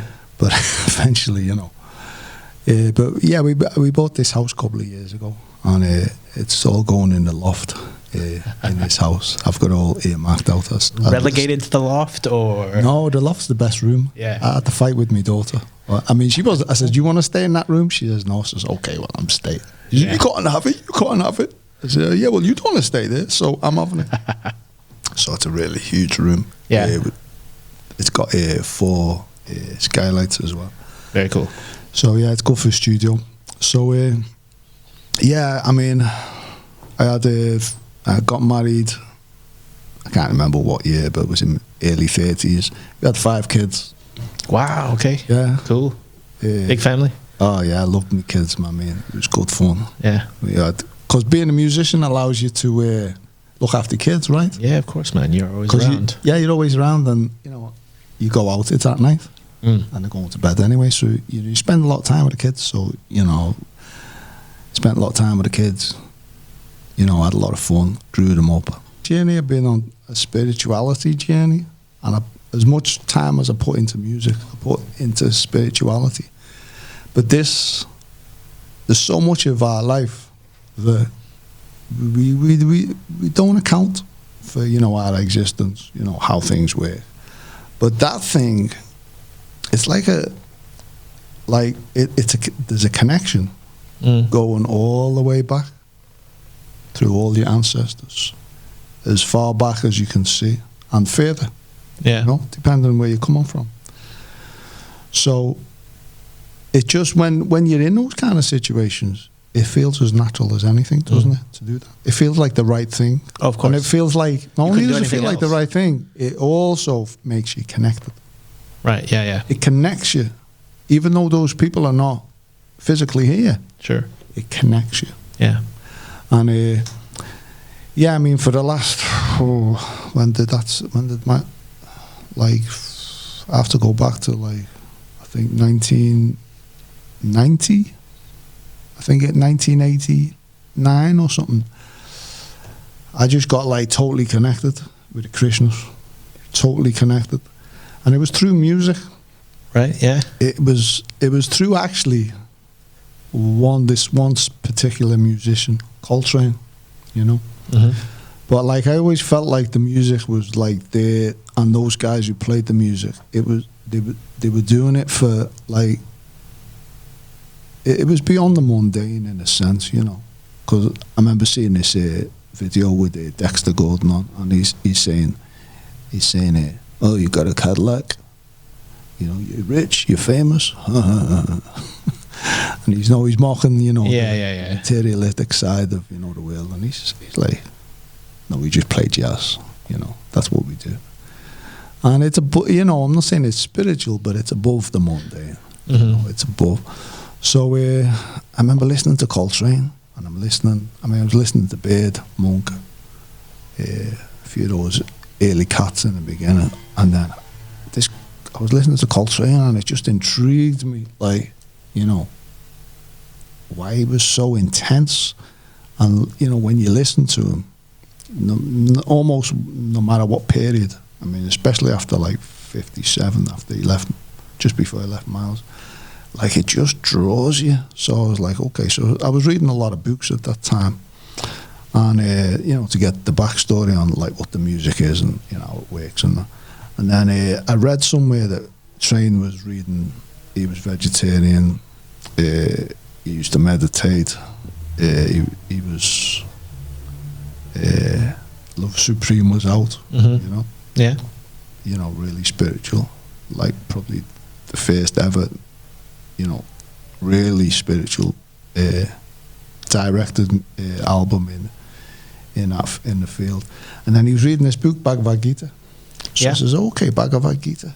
I says, oh, okay, I'm going to have to find this book. I never forget, I walked in this library when I was at music college in Nottingham. I walked in this library one day, and something just said, look to the left, look down, now. And I looked, and it was Bhagavad Gita. And I was like, oh, okay. Okay. Penguin version. Just pulled that out. I was like, oh, this is good, this. So I went under the jacket. I took it home. And I started reading it. I really couldn't understand it, because it was written in like kind of, you know, very kind of flowery, you know, philosophical type. Broken kind of background if you're reading it for the first wisdom, time. you know. Yeah, sure. I couldn't really get my head around it, but like some things were coming through, and I was really getting a vibe off it, and I was like, wow. So I was going further into the music and stuff, and I think it was a couple of years later, I was on this high street in Liverpool. We were at music college in Liverpool. This guy approached me in the street. I was, oh, this guy looks cool. I don't know what he wants, but I like this guy. You know, that's the first thing you do when someone approaches you, isn't it? Kind of size them up a little bit, yeah, and figure out whether or not you want any energy. connection. Right. And you're like, if you like him, then you're like, yeah, sure. Oh, okay. So I says, oh, okay, let's see what you got to say. So he starts asking me a couple of questions, you know, where you're from, and then he says, have you heard of this book, Bhagavad Gita? And I says, yeah, I've got Bhagavad Gita. And he says, which one have you got? I says, oh, I've got the Penguin one. And he says, have you heard the Bhagavad Gita as it is? I'm like, no. I says, okay, well, what's that book like? So he starts speaking, you know, some of the subject matter and stuff, and I can recognize some of it because, you know, I've gone through this, like, I says, oh, this Bhagavad Gita is about that thick. And he says, oh, this one I've got about that thick. It's about 4 times as thick. And he was explaining to me that it was written in a certain way. And I says, okay, cool, yeah. So is there more than one, or? Yeah. It's like, you know, pretty much like the Bible, you know. So it's chapters, is it? It's no, it's not specifically chapters. It's like, it's been translated by different, sometimes by, you know, people from academia. Yeah, I'm sorry, I just didn't understand. Different lines. So he was saying, yeah, this is Bhagavad Gita as it is. Right, you know, this is the real deal. So I'm like, very interested. Unwatered down. This is you know, the source. So yeah, I'm really interested. So like, okay, so what do I need to do to get this Bhagavad Gita? And he says, well, you know, give me £5. I'll take your name and address, and I'll send it to you. And I says, okay, I trust you. You know, £5 wasn't much in them days anyway. So I thought, yeah, it's cool. And took off. I was thinking, okay. And then a couple of weeks later, I got the book through the. Oh, he gave me a little leaflet of the meetings that like these guys had. Right. You know, this philosophical meeting, spiritual stuff. So I says, okay, I'll turn up to one of them. A couple of weeks later, I got you know, a book in the post. I was like, oh yeah, cool. This is my Bhagavad Gita. Like, so I remember ripping the cover off, and when I ripped the paper off, it wasn't the Bhagavad Gita. I was like, what? What was it? And actually, I've got one here. I got some friends in Liverpool want some. It was this book instead. Right. It's called The Science of Self-Realization. Okay. So I'm like, yeah, that looks pretty cool. It's not the Bhagavad Gita, but let me read it anyway. So I ripped the covers off it. I was going to music college that, or was it? Yeah, I was still in music college, yeah. And I used to read it on the bus ride up from, because we were quite far away from the college. I started reading it.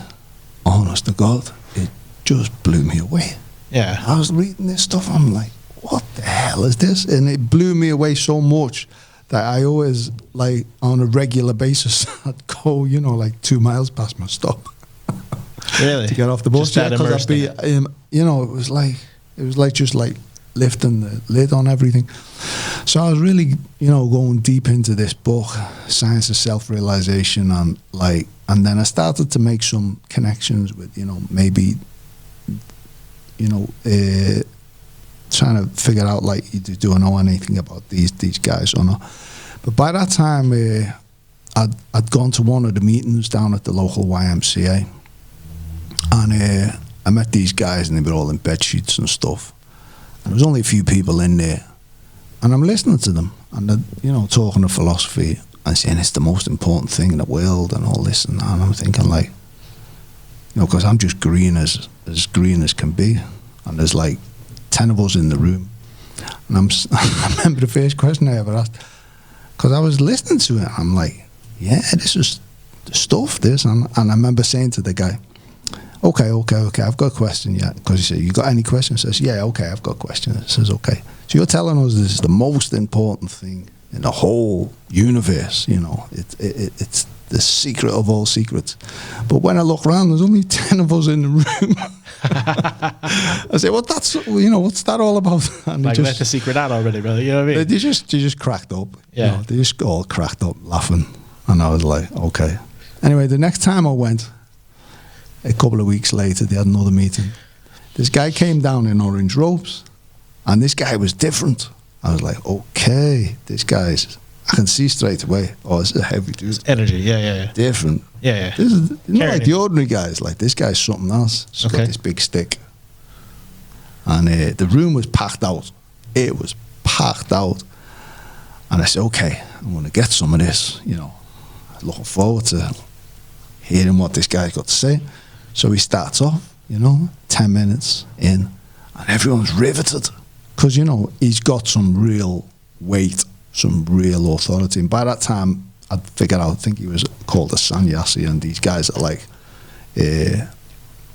what did you call it? The renounced, completely renounced from, you know, all kind of like family ties, and they just spend the whole time just completely focused and separate, you know, from all material engagements and stuff. So, I mean, everyone was just on the toes. And as he was talking, this guy kept popping up in the middle of the kind of lecture or, you know, presentation. And he kept saying, yeah, I know that. But you know what? You need to do this. And, you know, after he'd done it about 2 or 3 times, everyone was kind of like, you could feel the energy in the room was like, will you sit down and let him say what he's going to say? No one's interested in you. Yeah. We came to hear what this guy's going to say. So we went on for about half an hour, 20 minutes or something like that. And in the end, I can't even remember what I said, but one of the guys told me afterwards, he said, yeah, I remember you. You were the guy who, when we came to Liverpool, you stood up when that guy was making a nuisance of himself and said, I think you shut up and sit down and let him say his thing, or I'm going to drag you outside. And I mean, I was so angry I didn't even, you know, remember saying that. But obviously, but I must have said that. And yeah, I was just laughing, you know, because I mean it's Liverpool, it's the way we are. And yeah, anyway, we let the whole thing go. We listened to it, and everyone was just blown away. And you know, that was me in. I was in then, and then yeah, I started to read a lot. I read as much as I could. I had like a lot of literature that I picked up. One of the guys was opening a centre in Liverpool, and we got really close with him. So it just was answering so many questions. You know, I can't say I was a spiritual kind of person. The only thing I can remember about, you know, spirituality was like when we used to go to assembly, and I don't know if you guys did in the States, but in the UK there was this tradition of when you go in school when you're young, you sing off a hymn sheet. Sure. There was like at the front of the assembly hall before you start. And I used to love that. Yeah. I mean, I think a lot of kids used to love that. And that was the only thing I can really say that I did was kind of like, I enjoyed it was, you know, spiritual. Because we never went to church or anything like that. My mother was, you know, an atheist. She just like kind of pushed that. So for me, it was like, you know, with this Coltrane stuff, you know, pointing to like, you know, there's something else out there. So for me, it was like a journey. So yeah, we really got into it. And we actually, you know, we went into it as much as we could because I was we just had these kids. The first kid was just born. You know, we were kind of like congregation members. Okay. You know, and we kind of came at it like that. And because this one guy was setting up a centre with his wife in Liverpool, we became really close with them, and we were like the most active members, you know, of that new kind of congregation. And we did a lot of service.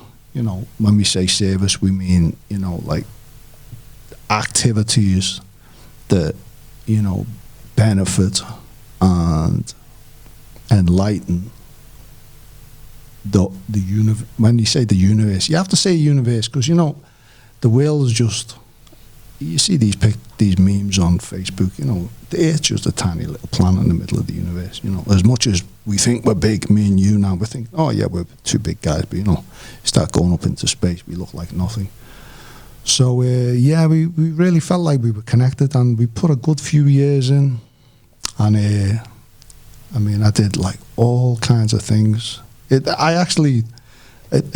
left that my music career was going really good, and I just pulled that back in. So this was pre-ships? Pre-ships, yeah. Right. And I pulled that back in. You know, I was doing a lot of gigs.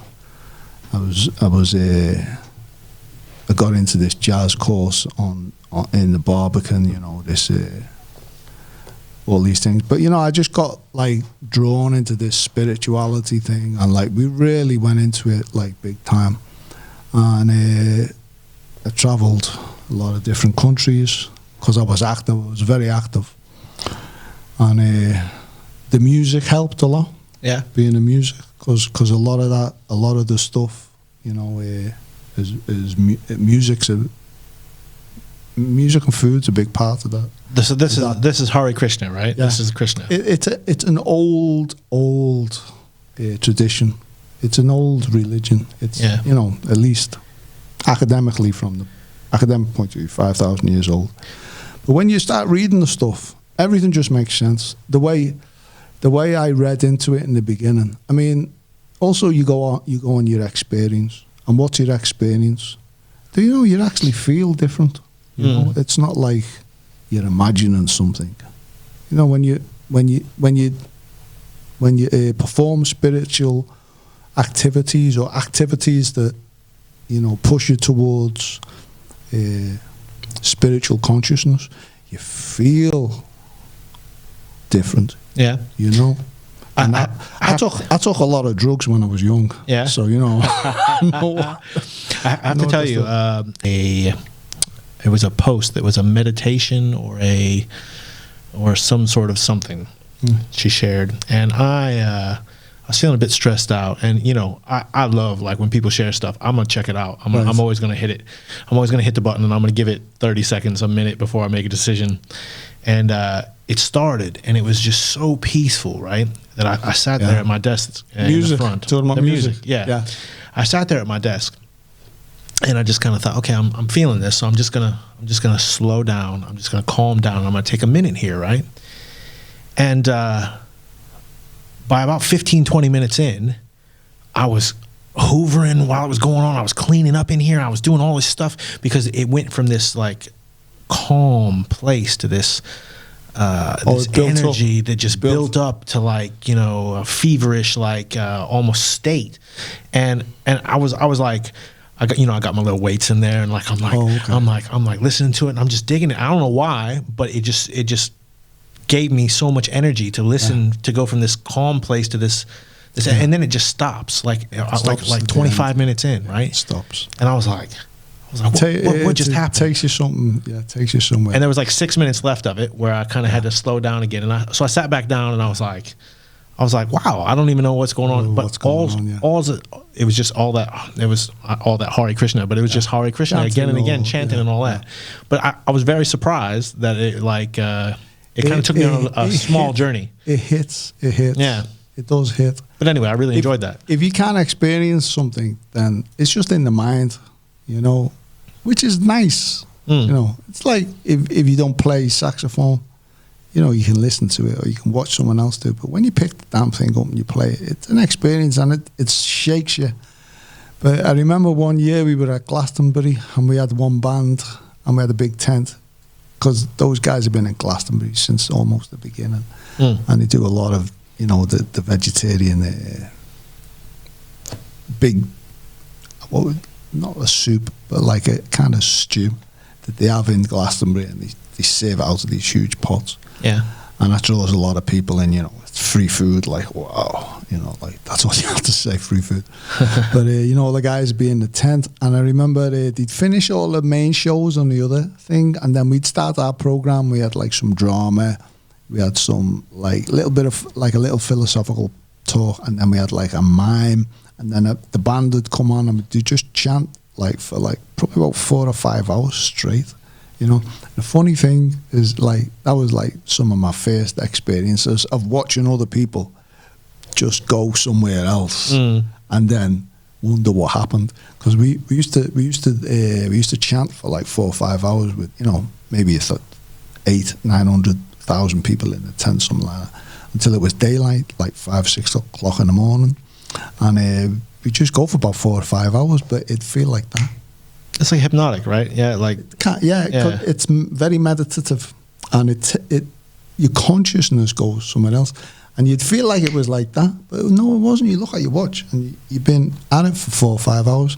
So all the people who were like getting off on it and chanting, and, you know, changing the consciousness, when we stopped and the tent opened, it'd be daylight, and I always used to laugh because you just used to come off stage and, you know, start packing stuff away, and you see people walking around like this, as if it was like some sort of new day rebirth, like, kind of thing. Like, where the hell have I been? Because the consciousness has changed, right? You know? Obviously, it's a high. I was going to say, that's not influenced by any of the Glastonbury situation, or you weren't serving any. Glastonbury was crazy in those days. No funny vegetarian brownies on the way into the tent. None of that kind of stuff. It was just a chance. Yeah, sure. But the people were just freaked out, and I used to laugh because, you know, it's kind of like a secret. You know, if you do this, it changes your consciousness. So they just get into it, just like you got into it, just like anyone gets into it. But, you know, after about 4 or 5 hours of doing it, they don't realize, you know, how much they're affected, and then, you know, when it stops, they're like, where am I? That's interesting. Yeah, it was cool. I mean, it happens a lot because, you know, it's a spiritual experience, but it's not something that, you know, people think. But actually, you know, in Bhagavad Gita says, you know, by nature, the soul. First of all, it says, you got the second chapter of Bhagavad Gita. There's a small one, just a small one there. Yeah, little hardback, 18 chapters. But the second chapter is just like content summarized, and, you know, in Bhagavad Gita, which is a discussion between Krishna and Arjuna in the middle of a battlefield, where 2 armies about to, completely blitz each other.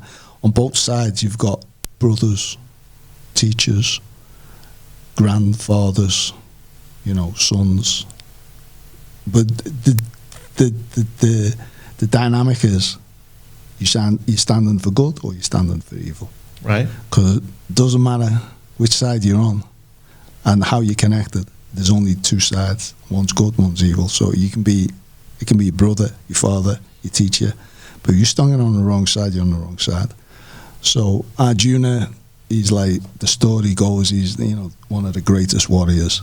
His 5 brothers have been denied the kingdom from the cousins who've tried to, take everything, this usual political stuff. And he's brought to this situation where they've tried diplomatically every way to resolve, and they can't. They have to go to war. So as he approaches the middle of as he approaches the front line, he asks Krishna, who's his charioteer, to take him to the middle to just see who's on the opposing army. And he sees all his brothers, teachers, friends, whatever, his superiors. And he's distraught because he says, even though they stand on the wrong side, and if I go to battle with them and I win, if I lose, evil is won, conquered, Yeah. I'm sad. But if I'm on the right side, and if we conquer over evil, I'm also distraught because there's my brothers, there's my teacher, So yeah, he puts all these questions to Krishna, and that's the Bhagavad Gita, and that's how it's spoken in the middle. That's the scene that's set. It's spoken in the middle of these opposing armies, which is, it translates to life, because every time spirituality rears its head, and you've got to make a decision. It's usually in that kind of scenario. You have to justify, well, what do we do in this case? And it's usually almost in that situation. You have to make choice. So anyway, he puts all these questions to Krishna. Krishna answers in so many ways, so many things. And at the end of the discussion, before they go into battle, Arjuna just says, okay, I've heard everything you've said. And Krishna says, well, you can accept it. It's up to you. Or you can do as you think.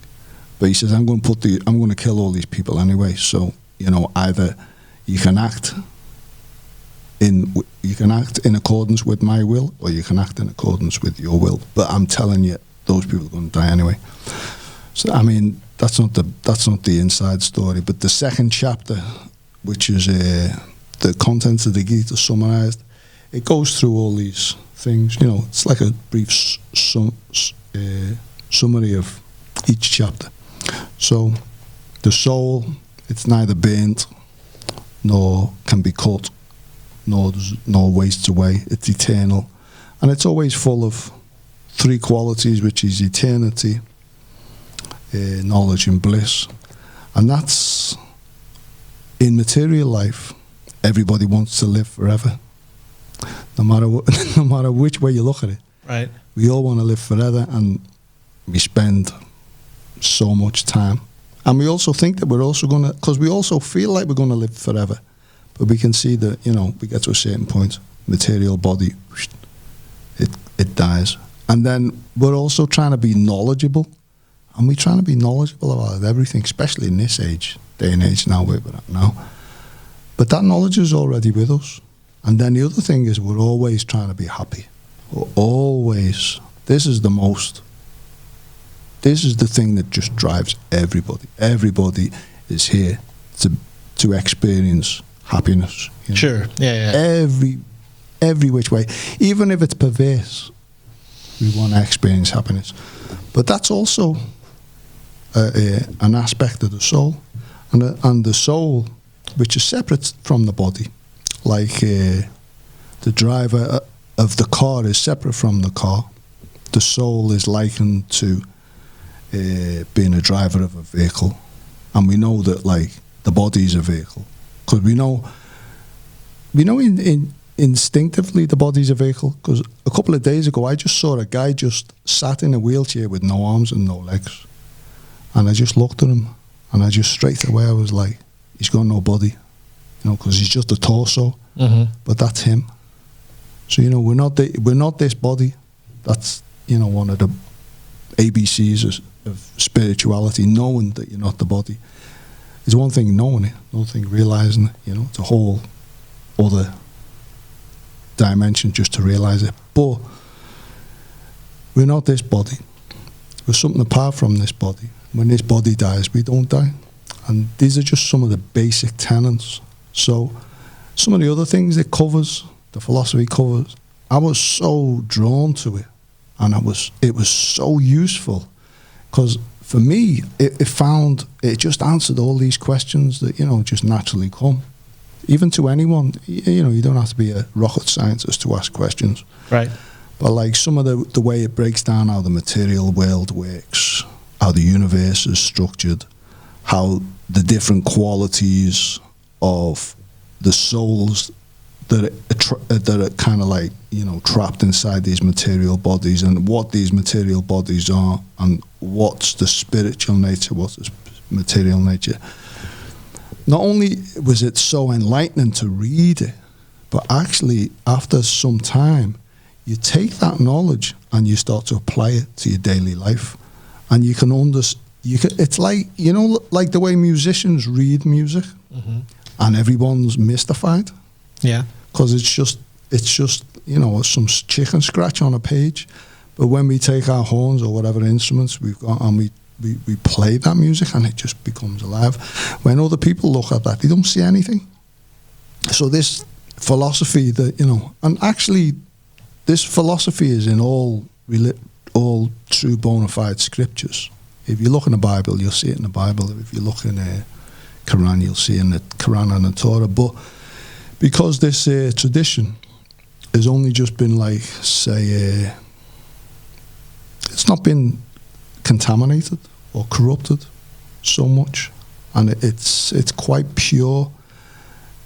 It's all there, and more is there. And what you find is that the knowledge you take, it's not ordinary knowledge, because it helps you to see beyond the obvious, beyond the mundane, beyond just the physical, and it helps you to understand, and some things you can accept that you couldn't accept before. Like when someone passes away, you think, oh, that person's not there anymore. No, they actually are. The soul just takes another birth somewhere else, And the first thing I realised that that's comforting, that when one of my relatives has passed, I know he's still here. He's just somewhere else. I can't see him, but he's not gone. Because usually, that loss that we feel when someone passes, I'll never see them again.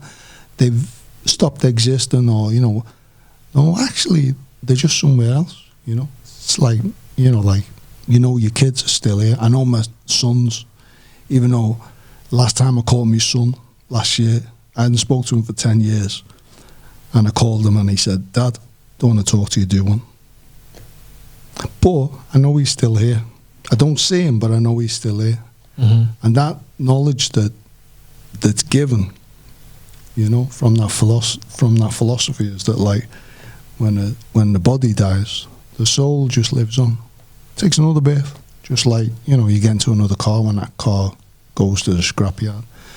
And practically speaking, it gives so much understanding of how life is. When people act in a certain way, you can actually understand why they act in that way, what's driving them to act in that way, and what forces and influences are forcing them to act that way. And you can see the strings behind everything. It lets you see the strings, because we can't even see the air we breathe, right? Right. We're breathing air now, and we're speaking, and my vocal cords are vibrating the air, which is vibrating the diaphragm of the microphone, which is turning into electrical energy, which is running into your mixer. Sure. We can't see any of this stuff, but we know it's there and we use it. Yeah. And transcendental knowledge is just like that. we can't see how we're all connected, and we can't see how the material universe actually works, and we can't see how the forces within this universe works, and without beyond this universe works. But with the right kind of like knowledge, you don't have to see that voltage traveling down that microphone cable to know that you're recording. Mm-hmm. And it's like it's most practical for me like that, because I can understand why certain things are the way they are in this world, and why people act, especially why people act the way they do. Now for yourself, is that something that you have you explored that in other ways? Have you explored, like, Christianity? Yeah, Christianity I was interested in.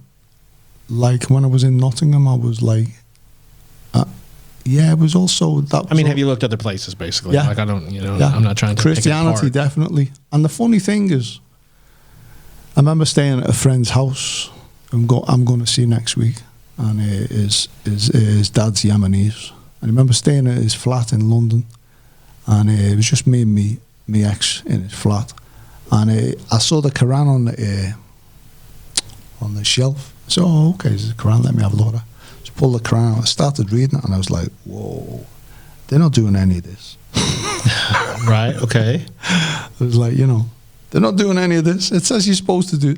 So, yeah, I looked at other stuff, but the thing is that, like, you understand that, like, all these different religions, they're all meant to bring you to the same point, They might be a different the details may be different, but, they're all meant to bring you to understand that, we're a small soul, God's the supreme soul, and the whole goal of life is to somehow reconnect, Mm-hmm. one way or the other, reconnect, and satisfy yourself by reconnecting to your spiritual side, because at the moment your soul is covered by these layers of materialism or material energy, and just like the sun's covered by the clouds, it's still the sun, but it's covered, so you don't see it.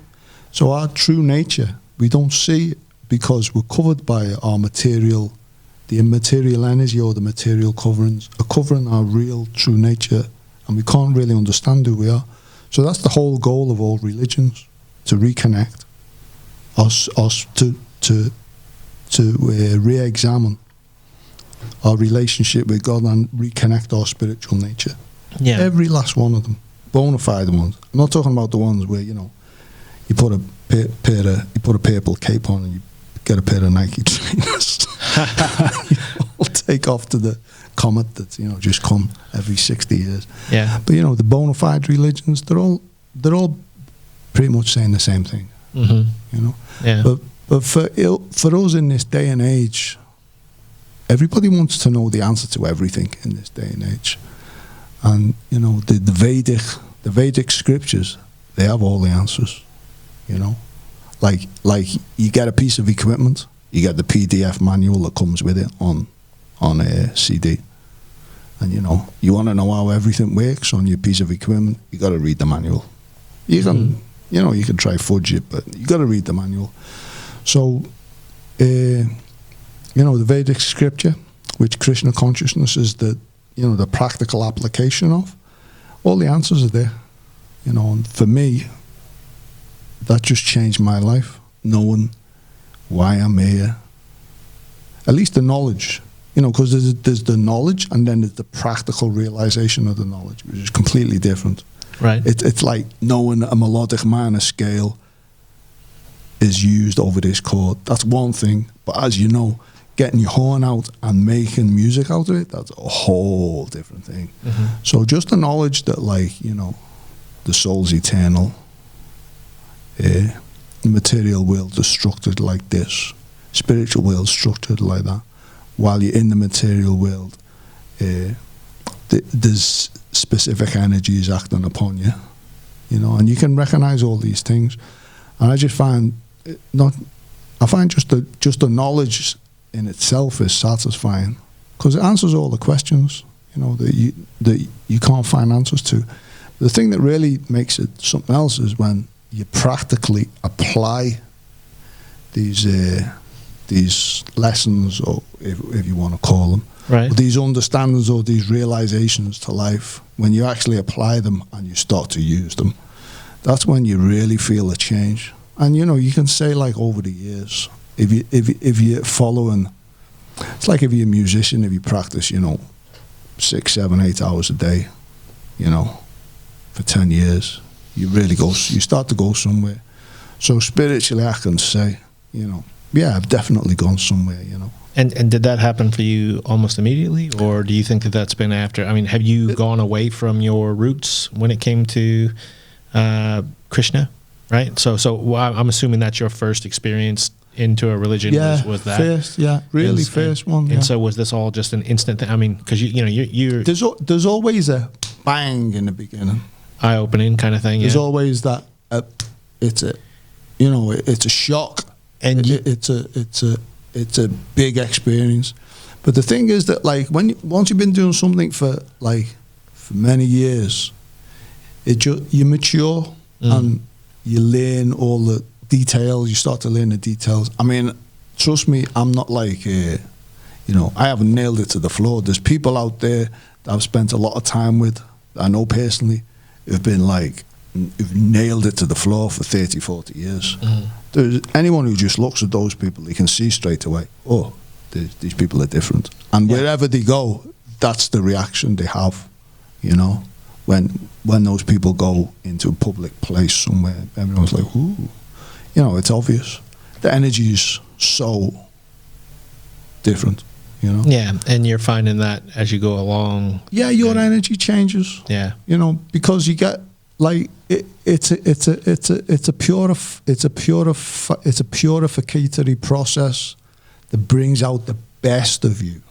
Okay, it clears away all the unwanted, useless things that are no good to you, even though you might be addicted to them. You know, any junkie out there, he knows in his heart that this thing's killing him. Yeah, he's what did he say? The spirit is willing, the mind is weak. No, the mind was it? What is it? Oh, the spirit is willing, the body's weak. Yeah. They know what's good for them, but they can't do it because you know. So yeah. To give all these things up, you know, envy, anger, and lethargy, you know, being lazy, being cheating, you know, having cheating mentality. To give all these things up gradually, you know, it's a relief. Because these things just, you know, you're dragging all this stuff around with you from, you know, God knows how many lifetimes before. And, you know, you have to deal with it.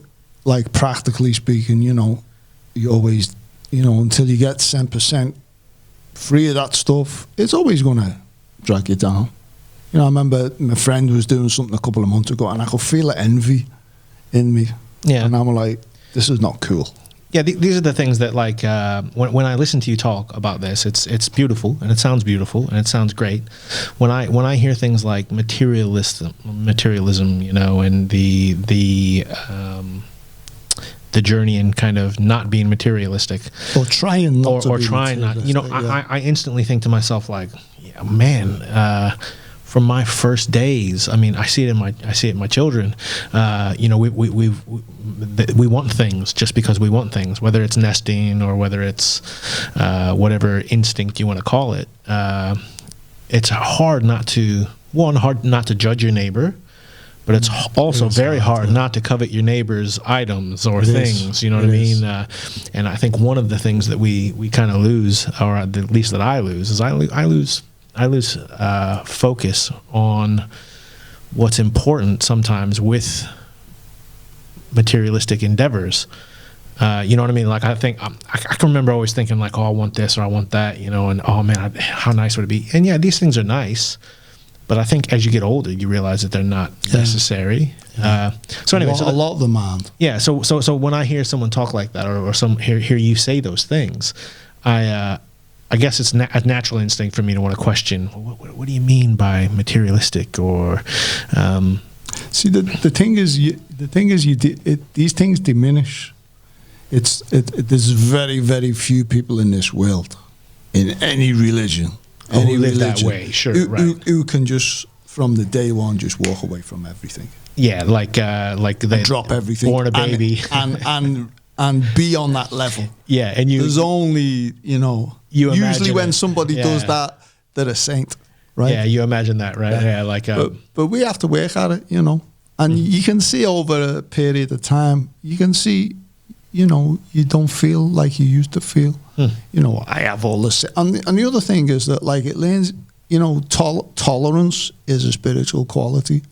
And sometimes you got to tolerate not just the people outside of your world, but you got to tolerate you. And some of the pushings and the desires that come up like bubbles, you got to learn to just tolerate them. Sure. And just say, you need to. Well, this is one problem with how things are playing out now. A lot of people are getting a lot of time with themselves. And, and suddenly, you're reflecting on things. It's a time for reflection, isn't it? That might be the good thing to reflect. It is a good thing. Or you can reflect on the bad things, and you can take your energies and your whole entire way of being in another direction, and that's a whole different kettle of fish, right? Yeah, that's true.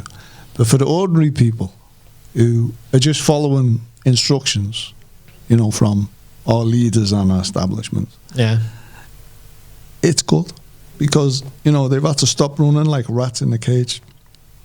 I mean, it's not good for the economy, for sure, or for those people who've got livelihoods that depend on us having some freedom to to take care of maintaining ourselves.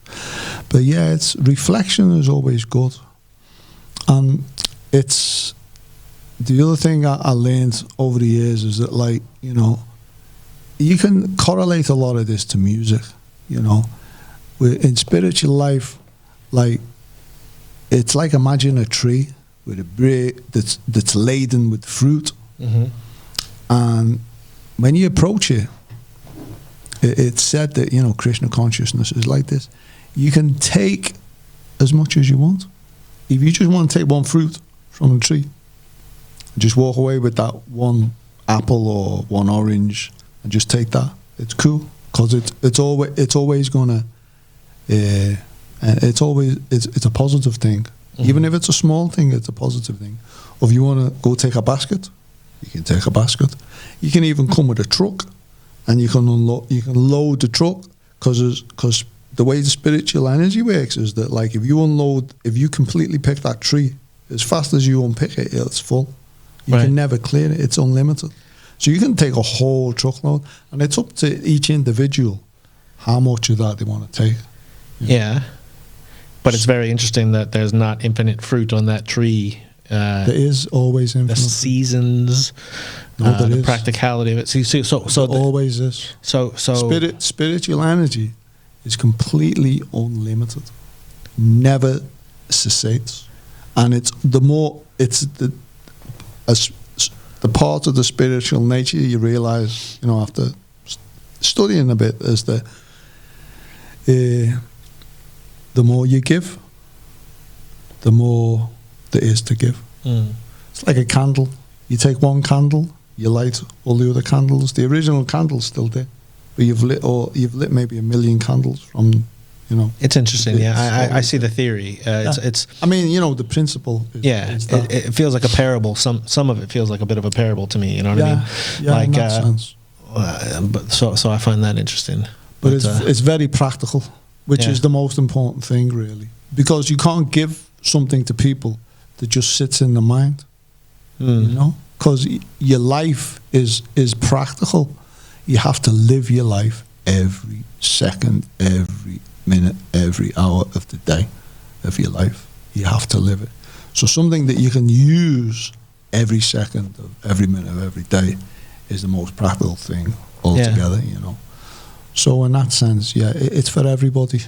Because, everybody can do it. It's not one of these things that only, 0.001% of the people in the world can do it. Got the physicality or the intelligence. Anybody can do it. Right. Anybody can, chant, meditate. Most people can read, right? Yeah. Everyone can eat. Yeah. Because that's also an aspect of spirituality. In this tradition is offering food to Krishna with devotion, because he asks, anyone who offers me a leaf, fruit, flower or water, I accept.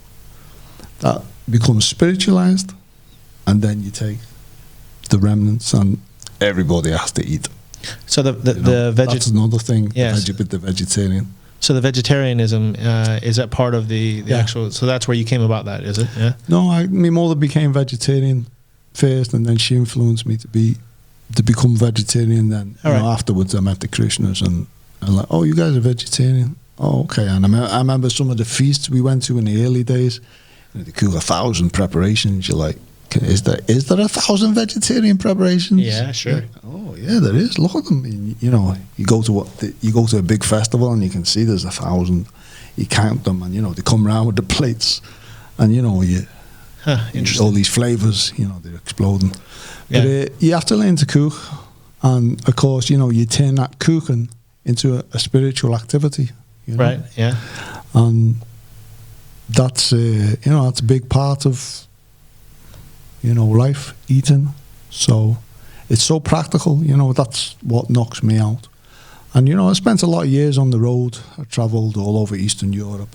I travelled to Africa. That was going to be my next question to you, man. Yeah, just doing this thing. Sure. Doing this program. And we were in South Africa, and we're doing like a big festival program. We've got like a little theatre. We've got like a philosophical discussion. You got to remember, we're out in the townships. We're in the. It's a bit spooky out there. Okay. And we're just going out there, just presenting a bit of philosophy. We play music with the chanting. Everyone's into that in Africa. Cram. All you have to do is like hit a drum in Africa. Everyone's just like, yeah, goes crazy. And the other thing is, like, one of the guys was he'd come with a truck just full of vegetarian, spiritualized food, and for sure, if you live in a township, you need to eat, and this is good food. I mean, look at the size of me. I've lived on this for the last 30 years, and the people come with all the pots and pans and stuff, and yeah, man, we were in Africa. It's the same program. In Africa or in India, did the same thing in India, or East Europe or West Europe or where else. Wow, so that's most of your traveling has been with that, yeah? Yeah. Most of the crazy stuff, Wow. I mean, I've been years on the road. I'd take like 2 months, 3 months, 6 months. We do a lot of music. We do a lot of philosophy, and we'd have like a whole festival show, all aspects of culture presented. Yeah. Huge show. I'd be running a sound desk, then jumping on the stage, do all the mics, play the instruments, whatever, we had quite a large crew travelling, mostly in Eastern Europe, but like the whole program, it went to Brazil, it went to the States last year.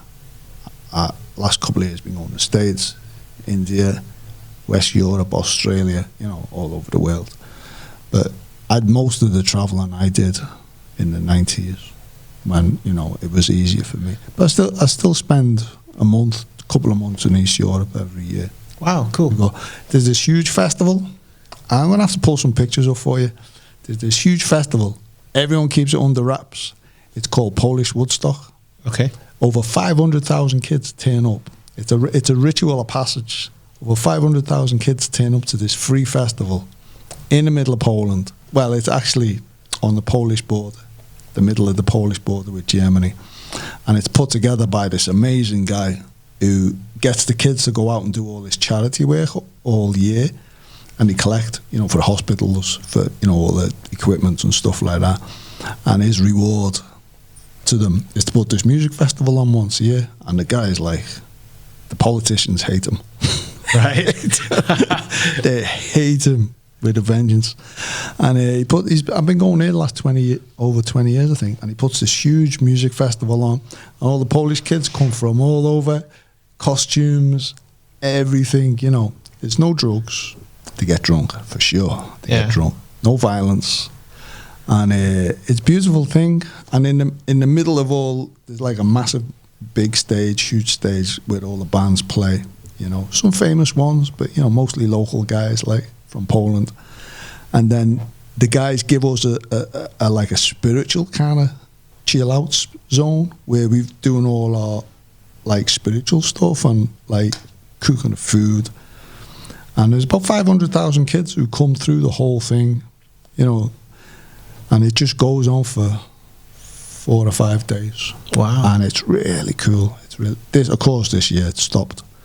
And it goes on till like, we go on till like 3 o'clock in the morning, 4 o'clock in the morning sometimes. The main stage goes on till about 12. Yeah. You know, we've done stuff on the main stage when we've had like nice bands. And the kids come and we just present, like we got some theatre, we got some dance, we got puppet shows for the little kids. Then we got a lot of like, this mantra meditation with all Western instruments, and you know there's quite a lot of stuff. There's shops with, you know, all these, especially in Eastern Europe, they didn't know what a samosa was. Yeah. You know, it's only a few years ago. And I've been doing that for a long time now. Yeah, cool, man. On and off. And it's a great festival. I mean, we're usually in Poland for like a few months of the year. And this festival is like the pinnacle of it in the middle. It goes on for a week, but it takes us about a month to prepare, you know, the field and that. And yeah, it's a blast. Now, an interesting thing for me in this conversation, and this is one of the things that I love about this, is in knowing you and following you, I guess, virtually through our friendship, I would never, ever, ever guess, with the exception of the occasional quote, right, or the occasional quote from yourself, even right. on social media, that this was a large driving aspect in your life.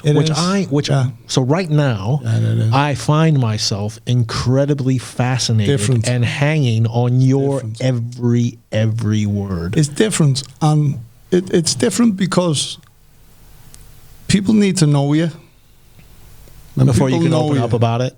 They need to know you, you know. I mean, people I've known for years and years and years and years. You know, they know you. They know this is what you do. Yeah. You know, they know this is what you do.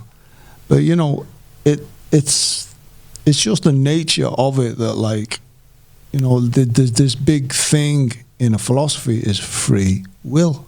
Everything we do from free will, and you know, even the idea that we came to this material world is based on this free will, because you know, if we didn't choose to come here, we wouldn't be here. So free will is like the most, next to love, it's the most important thing. So like, you take on that quality, you know, hang on a minute, this is free will, you know, so it's not something you ram down anyone's throat, you know. It's there. If somebody wants to understand it, then like, oh, okay, well, this is what we do, you know, or this is what, you know, we like to do, or this is how we operate. Yeah. But you understand, you know, especially when you get older, more mature. No, I get what you're saying. It's not something that, you know, you get on with your life. When you specifically doing that activity publicly, then that's what you do, you know. Yeah. You go out there and you know, okay, this is what's going on. Are you interested? Or, you know, yeah, okay, well, actually, I can tell you something about that. Have you got time?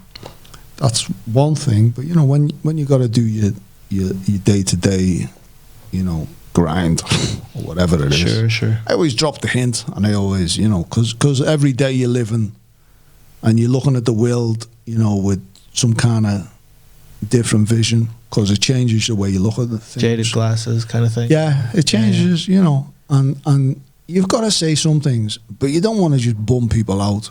You know, you don't just want to, like, you know, force things on people. So you're pretty tolerant, and that's the way that kind of whole lifestyle and philosophy comes over is that, you know, you got to be pretty tolerant. No, but that's my observation, though, right? My observation in our short dealings in this long life is that this is a side of you that I would love to see a lot more of. And if I went on, and the interesting thing about this to me is if I went on totally a social experiment and just went off of our relationship on Facebook, right? You are a completely different dude. Scratching the surface. Not even close, man. Like not even true. Right. So the people who know me personally, they know, you know, that's my journey. They know that, and some people knew me before. Yeah. And they're cool with it. It took them a while in the beginning, but they're totally cool with it. They just know, oh, this is what he does. Yeah. And they'll ask me, can you eat that? Or, oh, you've got to do this now. Oh, you don't do that. Oh, okay. Oh, yeah, okay. But the people who you meet, you know, when you've already started that journey, they're taking you as you are. You know, you don't really need to explain to people. But generally what you find, it's easy for me to explain it because I understand it. But generally what you find in the material world, pretty much everybody's enamored by the material energy. Right. Pretty much enamored. To the point of, it's like indestructible armor. You know, you can't get in there even with a hammer and chisel. So, you know, people are at that point, you know, in their lives, their spiritual evolution. Yeah. That's where they're at. And the kind of environment we live in is just push. Well, you have to have things, though, right? We have to have things, but we're completely and utterly overwhelmed. You know, because there's people sitting up there in those offices in Canary Wharf and the city and those places, and they're spending literally trillions and billions of pounds and dollars every year. I understand what you're saying. Yes, just trying to get you to live a more materialistic life. Yeah. So we need things. You know, you need, if you're going to do a podcast, you need your mics, you need your mixer, you need your screen, you need your desk. You know, otherwise you can't function. You've got to pay your bills. You've got to you need your day-to-days, right? Of course. Nature is to do a certain activity to maintain yourself. To exist. So you got to do it. But the point we're just saying is that, like, you know, you got to spend some time for the soul. Right. You got to give some soul time, because everything that we see in our modern material world, it's all directed at material and or external appearance. Right. Just the last few years, people have started to understand that, you know, it's, if you don't take care of the inner you, you're not taking care. This is just a recent phenomenon. So, you know, got a lot of these wellness things. Sure. People looking at yoga, alternative lifestyles and stuff, because people are starting to become conscious that, like, hey, we did this for 50 years, 60 years, and we're not really getting where we thought we were going to get. Yeah. So we're just saying, yeah, you know, this is your okay, got to tell this story.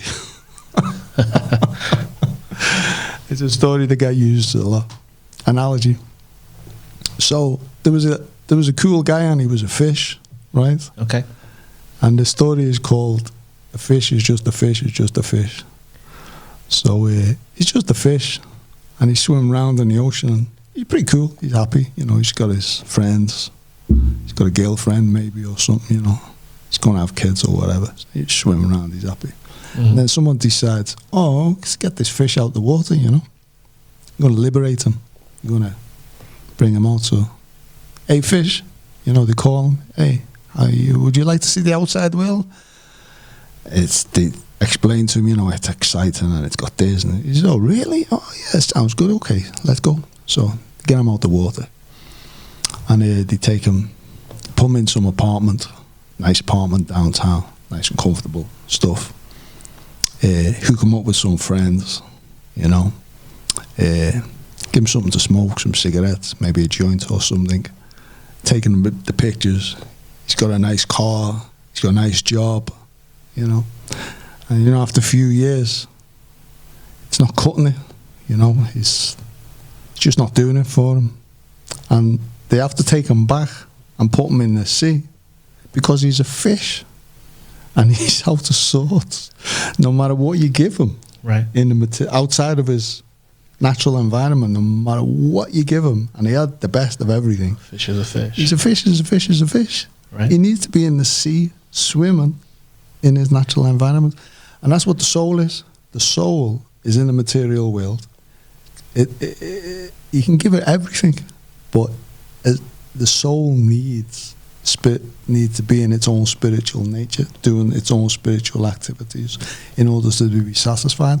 And people are coming to that realization, you know, that they're feeling it from within. So yeah, there's the last 10 years, you can definitely say there's been a lot of thought gone into, like, well, you know, actually, you know, this lifestyle we're living, it's not really doing it for us, you know. Is there something else we can do? So there's a lot of, you know, these wellness things and, you know, this seeking and, you know, trying to do things in a more eco-centric or altruistic way. But actually, you know, you're the soul by nature and the body is separate. So no matter what you do for that, you've got a certain basic necessity to take care of your bodily functions, and you know, you've got desires. Right. You know, you've got to satisfy to some degree, but like, you don't put everything, you don't put your whole life, energy, everything into trying to satisfy the body, because it's the soul that needs satisfying, because the real you is the soul. You know, so it's an interesting analogy. It's when I say materialistic, it's it just means that, like, you know, that they're the goals that we pursue. It's not like I've only got one saxophone, because I haven't. Right. Yeah. Sure. I know what you mean. Yeah. And you know, I've just bought a whole bunch of bikes. You know? Yeah. I think I've got 4 bikes. I went overboard, you know, because they were really cheap. Yeah. You know, I got like £500 bike for like £60. So yeah. I'm like, oh, there's one there. So yeah, you can get carried away. Of course. But the nice bikes, I looked at them this morning. Well, we like to collect things and we like to do stuff like that, you know. Yeah. So. But yeah, you've got to feed the soul. You know, the soul needs nutrition. So there's another story like the bird in the cage, you know. Guy was polishing it. Yeah, they bought a beautiful cage for the bird, and he was polishing the cage and this and that, and it had the bell and mirror and everything, you know. And after about 2 weeks of that, the bird just squawked and fell off its perch because he forgot to feed the bird. Right. He was too busy looking at the cage. About how it was. Yeah. So that's what we're like with you know, our material bodies and our material situations. You know, when just a little soul time satisfies us to so much, and we can see that, like, you know, oh, okay, this is what we really need to start to turn back towards. So yeah, it's a part of. It's definitely a bigger part of society than it was like maybe 20 years ago, 30 years ago. And I should hope that it'll be a big part going forward, you know, because people have been reflecting a lot more. Definitely. Just recently, you know, and it's we don't know where we're going, though, do we? It's scary, man. It's scary times. Don't know. You know, I think I consume myself sometimes with that responsibility of providing for the basic necessities, right? Like, I'm not, you know, I do okay. I've done all right, you know. I worry so much about what the future is going to look like over the next 2 or 3 years because of, and I'm hyper focused sometimes on the bad instead of the good, you know. We don't know. You know, we don't know. We know the world is not going to come to an end. And if we look at history, we can see, ooh, you know, we've gone through some rocky times. But you know, at the end of the day,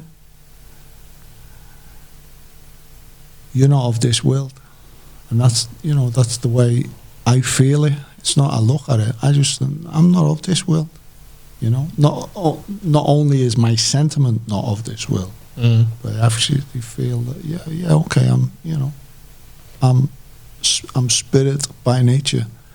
And no matter what they do in this lifetime, to my kids, to me, whichever way it goes, you know, the soul, the spirit's going to live up. You know, even if they blow me up tomorrow, you know, my soul's going somewhere else. So, you know, you have to. It's also explained that, like, in the universal timeline, there's the blocks of existence are divided into 4 different categories, and this is the worst time to be in. All right. Okay, that's interesting. Yeah. So it's a sign. When you say sign of the times, it's a real sign of the times. Interesting. This current last section of life is called Kali Yuga, or the 4 yugas, and we're only 5,000 years into it, and it runs for 432,000 years, and it's tough. So, It's tough. is there a finality to the story when it comes to Krishna? So, what I mean by that, is there an end of days? Is there a final Universal from there's a large compendium of books that's like considered the essence of all Vedic knowledge. Right. It's called Srimad Bhagavatam. If you've got a set on your wall, probably about that long, Okay. and it describes the universal manifestation, how the universe comes into being, what the universe is comprised of, the different types of life that exist on the different universal levels. Some universal levels actually wrap up, you know? Mm-hmm. They wrap up before others, and they cycle. So on this earthly level, it runs, you know, for a certain amount of time. Then everything wraps up, whoosh, starts again. It's a Right, cycle. Okay, interesting. Okay, all right. Because the soul's eternal by nature, once you're stuck in the material universe, so to speak, it's like a revolving door. Right, in and Keeps out. going round. Okay. Keeps going round. So, yeah, you can get pretty much stuck. So the idea is, you know, to free yourself from this revolving door. But as far as winding up, some parts of the universe wind up earlier on a cyclical basis more than the others. Right. Okay. So, yeah, it does wind up, but you don't want to stick around for the end. Okay. Interesting. No, it was just a curiosity thing. We're only 5,000 years into this particular age. It's got another 427,000 years to run. Okay. And it's pretty Interesting. It's pretty grim at the moment. Yeah. You can just imagine how much worse it's going. Yeah. So yeah, I mean, there's a lot of good reading, you know. The thing for me that gets for me is that, you know, it just a lot of things you can see.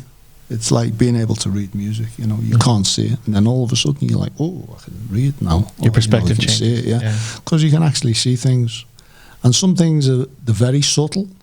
That like you've got mind, I've got a mind. And you can tell when you talk to someone. Sometimes you can tell even when you're in someone else's company, this person's intelligent, right? Yeah. Without even saying a word. How do you know? Because you can't see the intelligence, can you? But you can feel it. So even though you can't see it, it's present. Yeah. So you can detect, you know, and on a certain level, like for example, like Neo in the end of the first Matrix film, he could see the Matrix, but in the beginning, you know, he's like, Yeah, sure. Yeah. So it's like that, you know, the transcendental vision or spiritual vision, it's like that. You know, sometimes it's only as far as you can intuitively feel, or you can see the symptom of it, you know. And then for other people, you know, obviously for the, you know, for the most spiritually advanced people, you see everything. Because it's everything's energy. Whether it's animate or inanimate, it's energy. It's a very interesting perception, and you know, look, man, I thank you for sharing it with me, man. You know, like yeah. But yeah, I had to go into it because, you know, it's a huge part of my life. Yeah, and it's not something, you know, you can share with everyone. But if somebody wants to know something about me, then it's a part of me. Yeah, you know? That's perfect, man. Well, everybody knows now. It's going to be out there in the public domain. Yeah, they know. Most of them know anyway, I think. Yeah, sure. They just don't know, some of the details and stuff. They're just like, oh, okay. Musicians are open to these things. Absolutely. Very much open. Yeah. Musicians. Sometimes musicians are very closed books as well. But yeah, I mean, generally, Yeah, sure. The jazz guys. Yeah. They're open. Yes. They're open. The music asks certain things of you. I mean, if you're really trying to play that music, really feeling it, it asks certain things of you. And yeah, it's very close. It puts you in that direction. It puts you facing spirituality, I think, the music does. Yeah. So yeah. So yeah, musicians are open to these things, because what's music, for a lot of musicians playing music, it's not something you can hold in your hand. Right. Yeah. It's the notes off up in the air. So we're a little renounced, because we put all this energy and all this time into something that doesn't really give a lot back, because it's a higher thing, Yeah. Playing like a poet or an artist. The pursuit that most people aren't they don't really understand it, Yeah. Which, you say, oh yeah, I'm trying to make some money. Oh, okay, I understand that. You say, oh, I'm trying to make some beautiful music. Huh?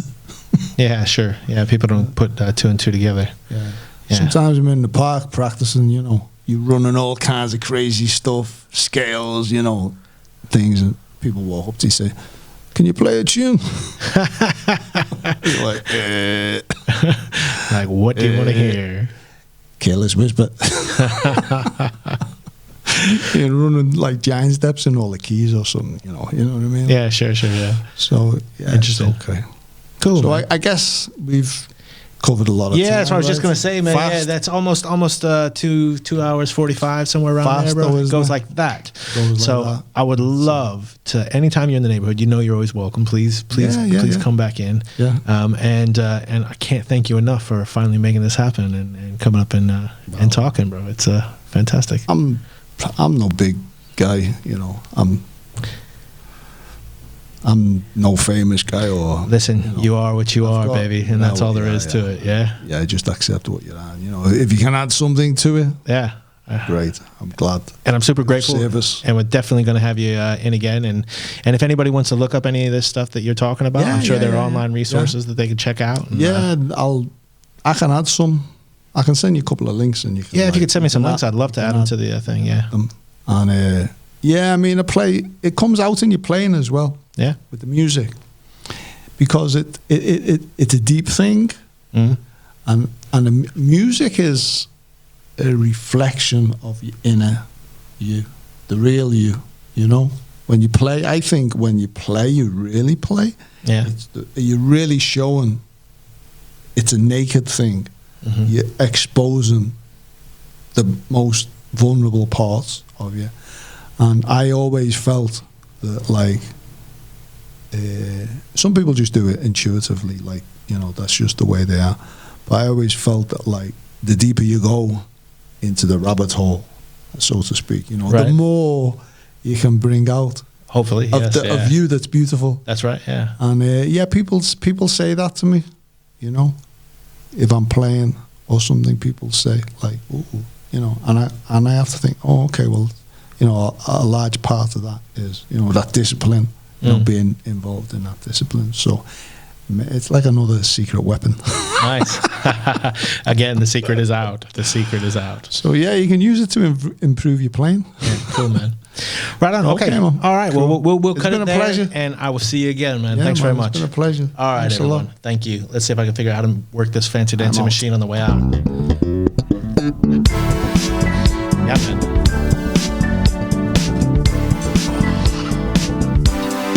Goes like that, doesn't it?